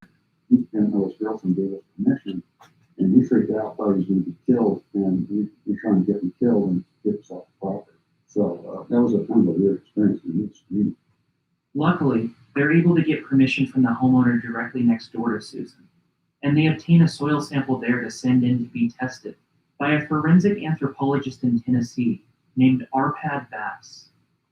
Dr. Bass is best known for being a prosecution witness in the 2011 Casey Anthony trial, where he testified that the air in Anthony's trunk tested positive for both human decomposition and high levels of chloroform, a compound which is sometimes used by criminals to immobilize, incapacitate, or murder their victims. Here, Dr. Bass explains his role in that trial. Casey Anthony was accused at the time of having a hand in her child's death. It was the child was placed in the car trunk for transport somewhere. And so they had 5 cadaver dogs that lived on the trunk of that vehicle, but they couldn't determine what the compounds were that the dogs were allergic to. They called me in to analyze the chemical composition of the trunk. And so it ended up being that there's about an 80% match of chemicals that should have been there if a body decomposed it and what actually was there. In addition, they had huge amounts of chloroform found on top of that vehicle, which is a big surprise to everybody. Essentially, that was the beginning of odor analysis, so odor mortis in this country. Wow. So to follow up on Buster's alert, Dr. Bass analyzes the soil sample at Oak Ridge National Laboratory, searching for compounds which would indicate the presence of human-specific chemicals. One of the samples from Susan Flores' neighbor's yard tests weak positive for chemicals consistent with human decomposition. Weak positive essentially means that some, but not all of the chemicals expected are present, which Bass says should be expected when the soil sample was collected from the yard next door. Excited by these results, David Smallwood brings Paul Dostie and Buster back to Arroyo Grande for a second search, this time at the house where the soil sample was taken from. On August 1st, 2014, Buster is let into the neighbor's backyard. I don't tell him where to go. I just let him do his thing. But it was a small yard, it's still fine. And he went out there, sniffed around, and right by that planter was that little lemon tree, right in the corner, boom, he alerted. And it was that quick. I mean, I would say it's less than 10 seconds. Yeah, that's it. And it all points to that corner. After a weak positive soil test and 2 cadaver dog alerts, David Smallwood expects the sheriff's department to immediately apply for a new search warrant. But they don't. Instead, they dismiss the results because Buster isn't certified. His license expired when Paul Dostie retired. A dog doesn't care about being certified. He smells dead people. That's what he's trying to do. The next issue of the California Register goes for broke, with a headline that reads, "Kristen Smart's body finally found?" ? It's bold, and it has some unexpected effects. First, it upsets the Smart family, who release a statement saying that the headline is misleading and that they asked for it not to be published. Then, some people in the community miss the question mark and think that the Kristen Smart case is now closed. A few people I talked to early on remembered seeing a headline in a newspaper that said Kristen had been found and were surprised to hear that the search is still ongoing. Smallwood's articles get more sardonic too. When he talks about the lost earring, he puts the word lost in quotes, and he asserts that authorities, quote, really did not want to find Kristen Smart. He points out that if investigators don't trust Buster's alert, they can always bring in their own certified cadaver dogs to see if they can confirm his findings. It's something that Paul Dostie suggested too. You would think that they would immediately get their dogs and reproduce it. Since you have permission, you don't need a search warrant. You know, you can get 2 yards that are right at that corner and work the dogs and then it'll be. In its first few issues, the California Register started out sympathetic to Sheriff Parkinson, giving him the benefit of the doubt. But after declining to follow up on Buster's alerts, it seems like the gloves come off. The next issue, which comes out on January 15, 2015, hits the hardest. Headline, Search Dog Buster detects human remains behind Arroyo Grande home. Soil sample contains a human-specific chemical, but sheriff ignores it all. It bothers the sheriff's department enough that they put out a press release about it the next day, which reads in part, most of what is published centers around Mr. Smallwood bringing in a former Mammoth Lakes police officer and his dog to conduct their own investigation. After several area searches, including next door to the home of the mother of subject Paul Flores, they believe they found positive evidence that Kristen was there. They believe that this possible evidence was ignored and or discounted. They were well aware of the fact that the residence has been searched 3 times. There are many facts about the search of the Arroyo Grande residence that the publisher does not know and has only speculated about. The search warrants were sealed by the court. They were sealed because the disclosure of information contained within the search warrants would only harm potential prosecution. The California Register continues to publish information on this case, which is not only inaccurate and misleading, but also damaging to the investigation. While it's technically true that the Branch Street house was searched on 3 separate occasions, it's only fair to note that just one of those searches was conducted by the sheriff's department. The other 2 searches were organized by Smart family attorneys, and none of the 3 searches were thorough enough to rule the property out entirely. But aside from that, they do have some points. David Smallwood doesn't have all the information, and headlines like Kristen Smart's body finally found are kind of misleading at a glance. And in charging that the sheriff's department is part of a cover-up involving Cal Poly, he's only going to alienate both of them. Several Facebook commenters side with the sheriff's department, one going so far as to say that Smallwood should be, quote, taken out back, given a few swats on the ass, and thrown in a cell until Kristen is found. Another commenter suggests that Smallwood should be investigated as a suspect in Kristen's disappearance. The sheriff's statement, coupled with the Smart family statement, is a blow to David Smallwood's credibility, but it doesn't stop him from continuing his own investigation. Yeah, it was a punch in the gut. But you see, I promised the parents when I spoke to them, I'm going to raise awareness. And brother, did I raise awareness.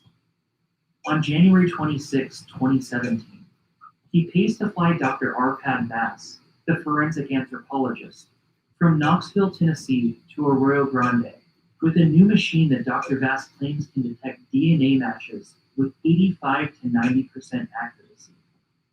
They obtained fingernail clippings from Denise Smart and set out with a new piece of technology, which Bass has coined the Inquisitor. I don't know what you call it. I call it the Inquisitor or the Gizmo.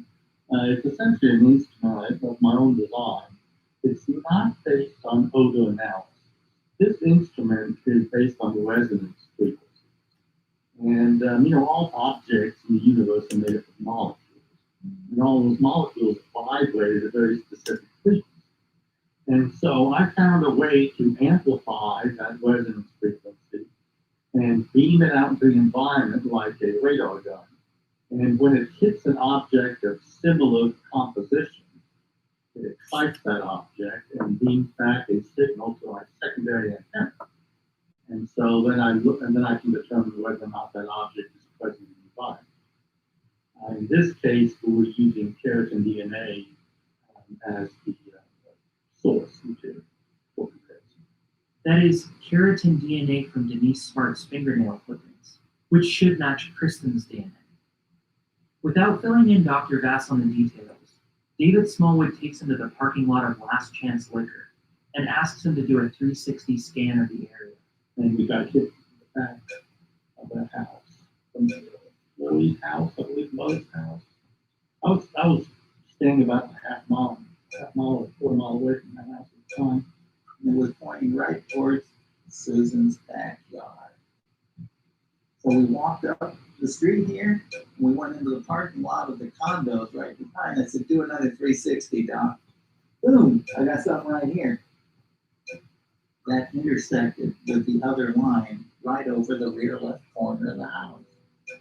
Let's walk down here, along the sidewalk here. Do another 360.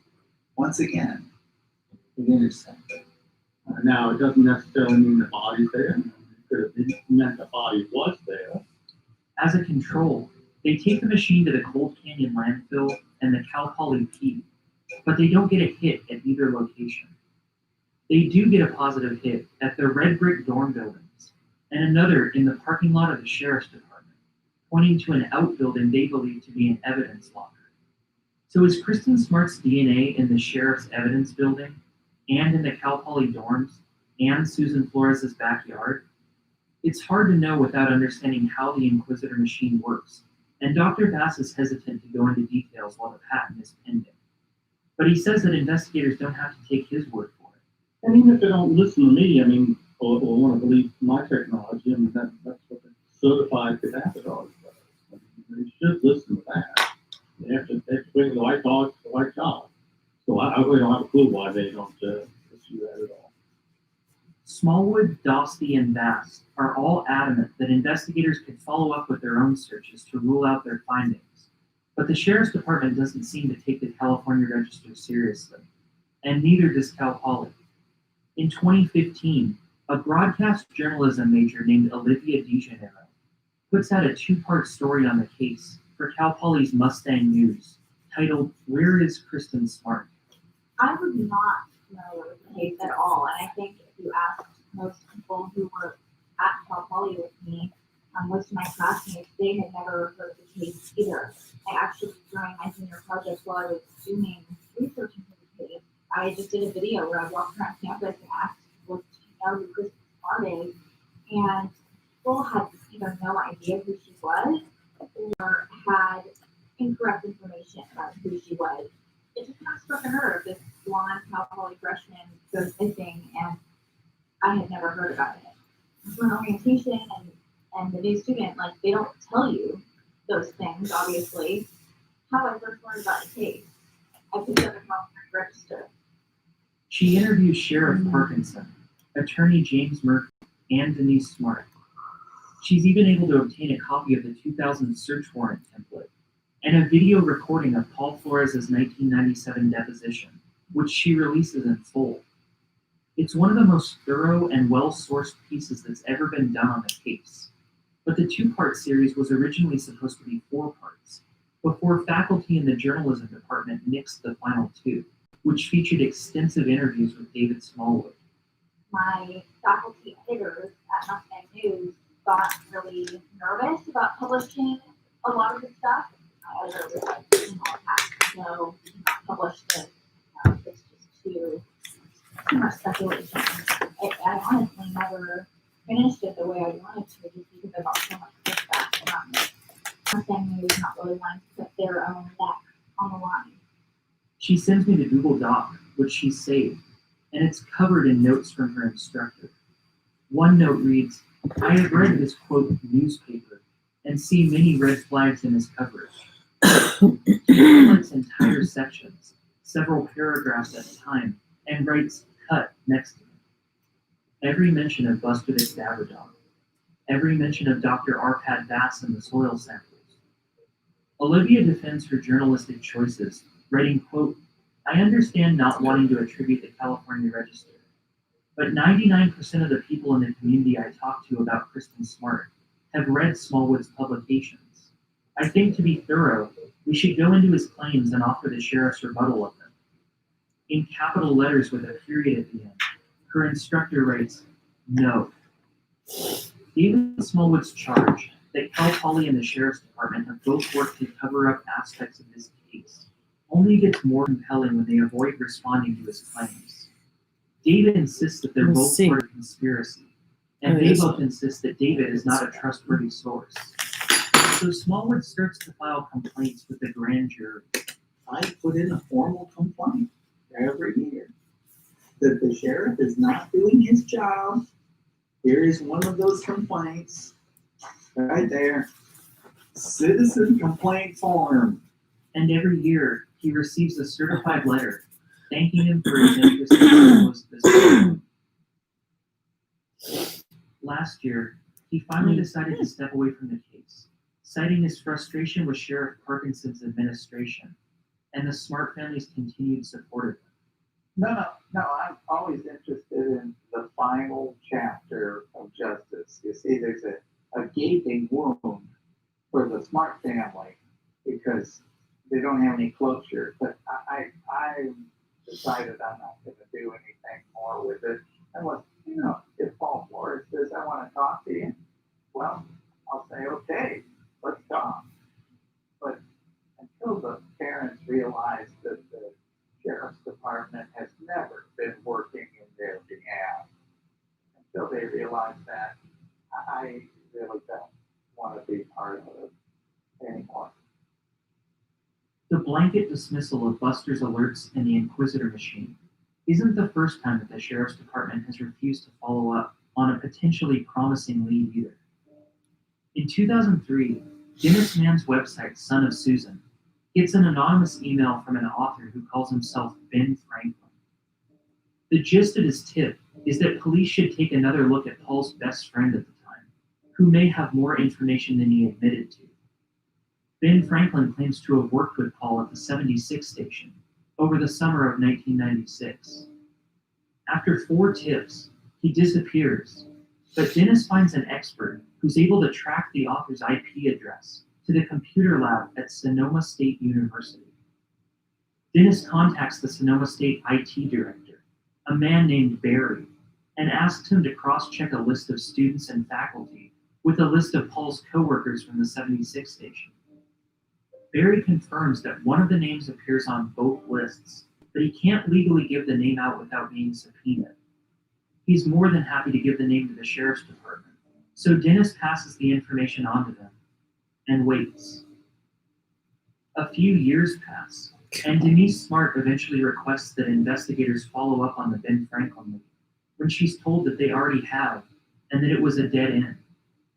Dejected, Dennis calls Barry at Sonoma State to find out what happened, when he informs Dennis that no investigators ever contacted him. According to Barry, Even if the investigators contacted someone else at the university, that person would have had to come to him for the info, and that never happened. From 2003 to 2016, the Smart family is kept in the dark about whatever investigators have discovered, until Barry himself, now retired and living in another state, sends Denise an email confirming that he was never subpoenaed for the information and expressing his disappointment. So what's going on behind the scenes? Do investigators have game-changing information which enables them to rightfully refuse to follow up on confirming the alerts on Susan Flores' backyard, the tips about Ruben Flores' avocado grow, emails from Paul's coworkers, and numerous other leads over the years? Or has the sheriff's department been stringing along the Smart family for 2 decades?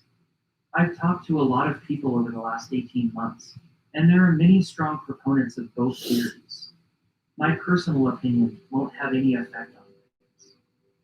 I don't purport to be any sort of authority on this case, and I readily concede that the sheriff's department has far more information than me, and it's information that they feel they can't share without jeopardizing their case. With all of that knowledge, they have to be closer to a resolution than I am. But then I reflect back on all of the articles I've read through, all of the times that the sheriff's department has refused to comment or share information with the Smart family, citing an ongoing and active investigation. Ongoing and active. In articles from 2002, 2003, 16 and 17 years ago. From 1996 to 2000, and again from 2002 to 2015, the Smarts pursued a subpoena, specifically a subpoena ducis tecum, which sought the disclosure of the sheriff's department's investigative documents from their daughter's case.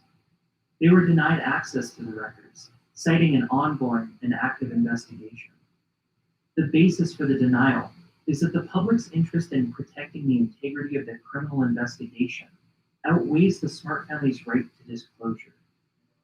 Once a year, they had a standing court date to appeal the decision, and every year they were denied access to the documents.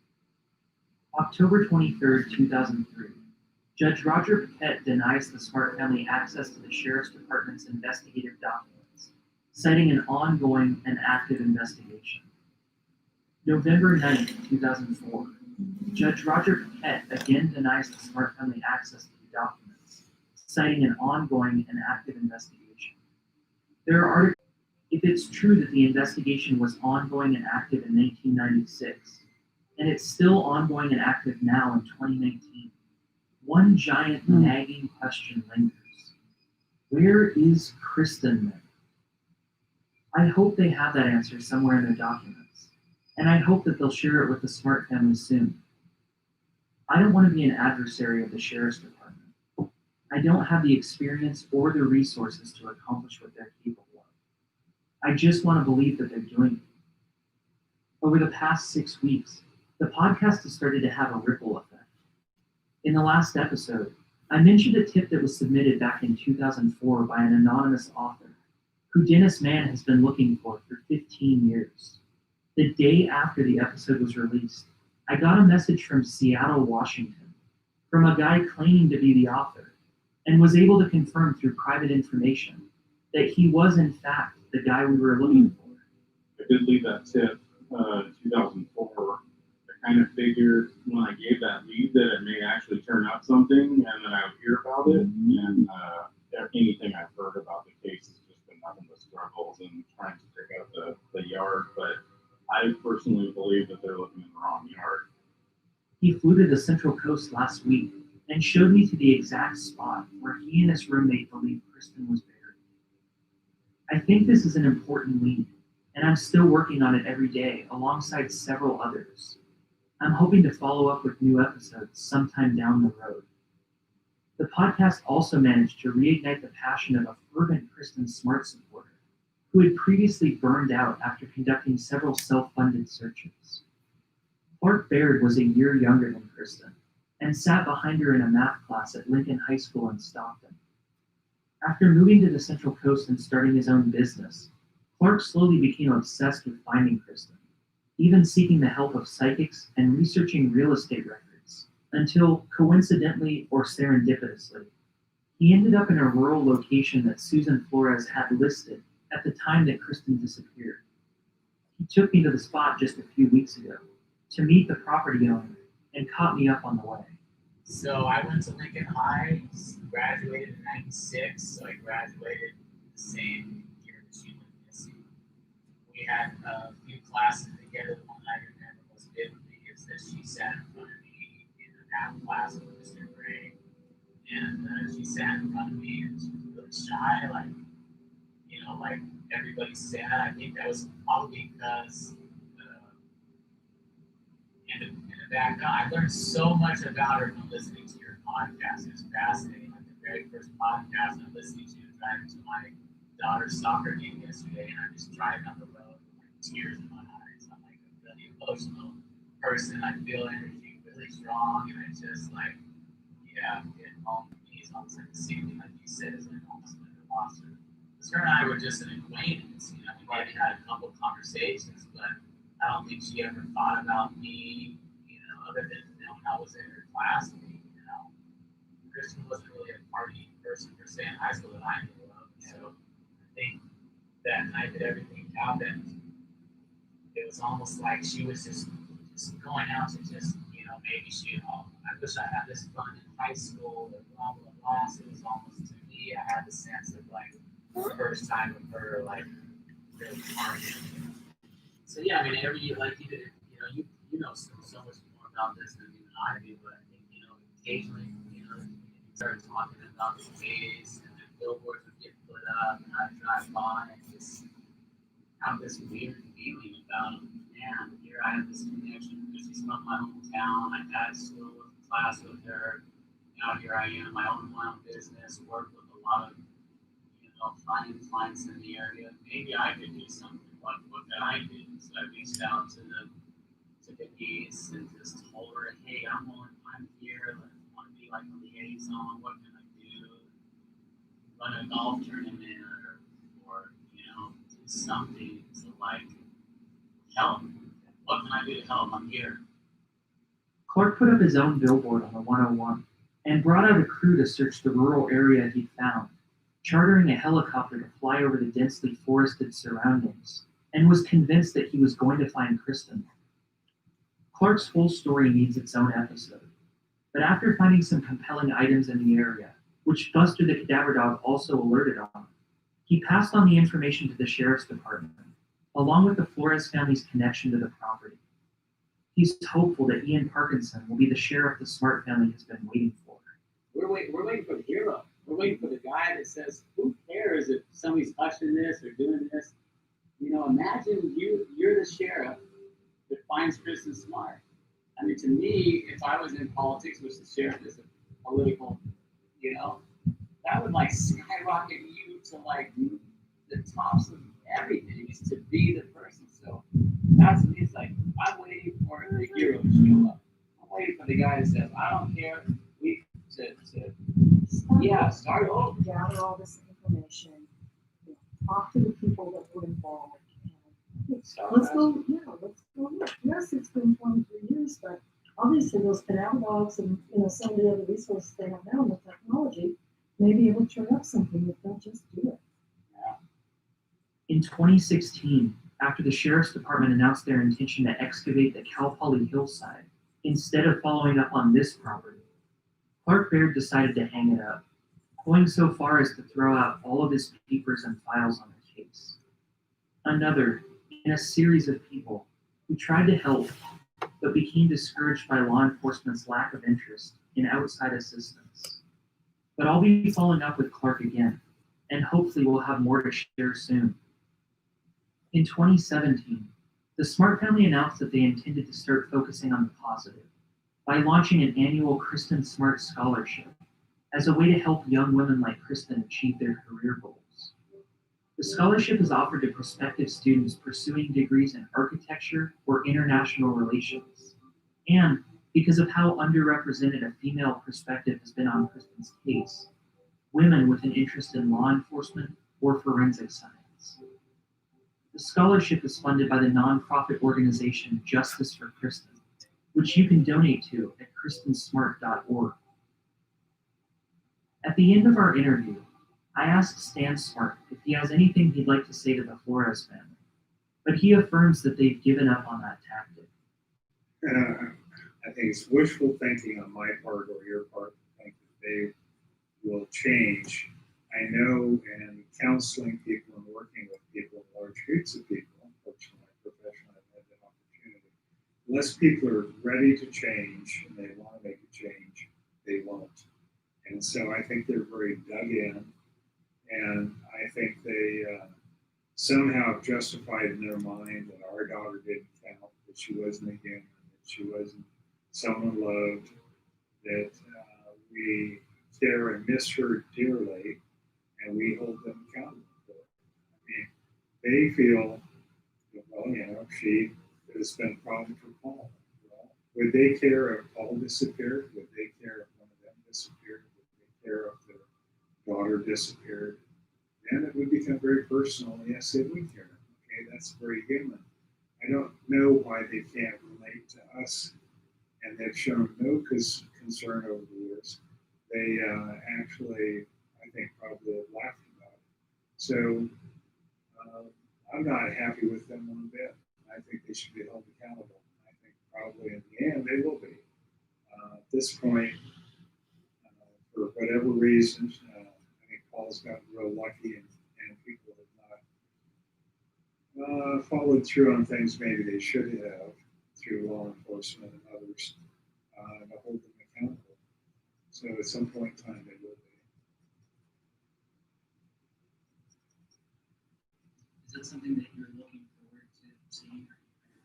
Well, I'm getting younger every year that I get younger. How's that? And my wife's always concerned that we're getting older and older. So are they. I don't know if we're getting any wiser. I don't know if they are. I suspect they're not getting wiser. But anyway, yeah, I would like to have it resolved in our lifetime. I don't want our children to still be working on resolving it years and decades from now. I don't think that's right. In the interest of positivity, though, Clark Baird doesn't want to waste an opportunity to speak directly to Paul Flores for the first time. I plead to Paul, man, it's just times, now's the time to come forward and to make this right, to share what happened and to bring this thing to rest, because you don't want to go on another 40 years, man. It's time, man. You can get this behind you and feel so much better, because I feel for you. I feel sad. I've struggled my own life now, faced my demons and struggled with alcoholism and substance abuse, and where your life's at right now. I think that the higher self of Paul Flores is telling you that right now, time for you to come forward and tell us what happened. I'd be there with you if you want to share your story with somebody and you want to confide in somebody. It's not parents that leading you in the wrong direction and been enabling you for so many years to keep this a secret. I'm sure they're not happy with where their lives are at right now, because even though you guys aren't in jail, you guys have been living in hell for the last 20 plus years. And I'm sure you guys are all tired of the fight and are ready to try something different. What else, Chris? Anything else? Did okay? Sure. While this case has had an overwhelming emotional impact on my life and the lives of the people I love, I've tried to focus on the positive parts too.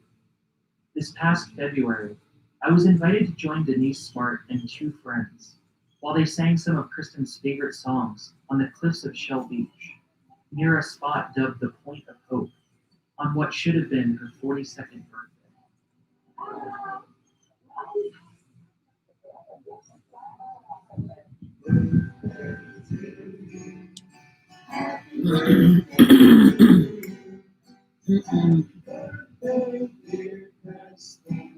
Happy birthday to you.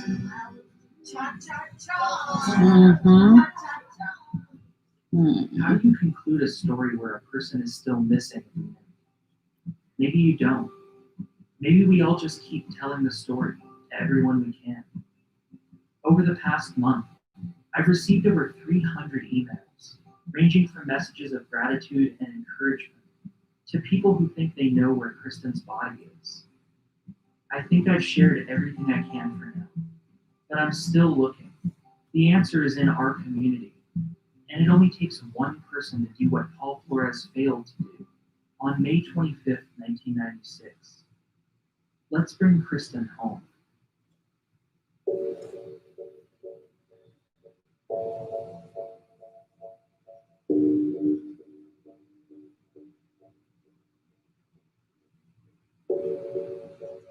You've been listening to Your Own Backyard, Episode 6, Ongoing and Ethic.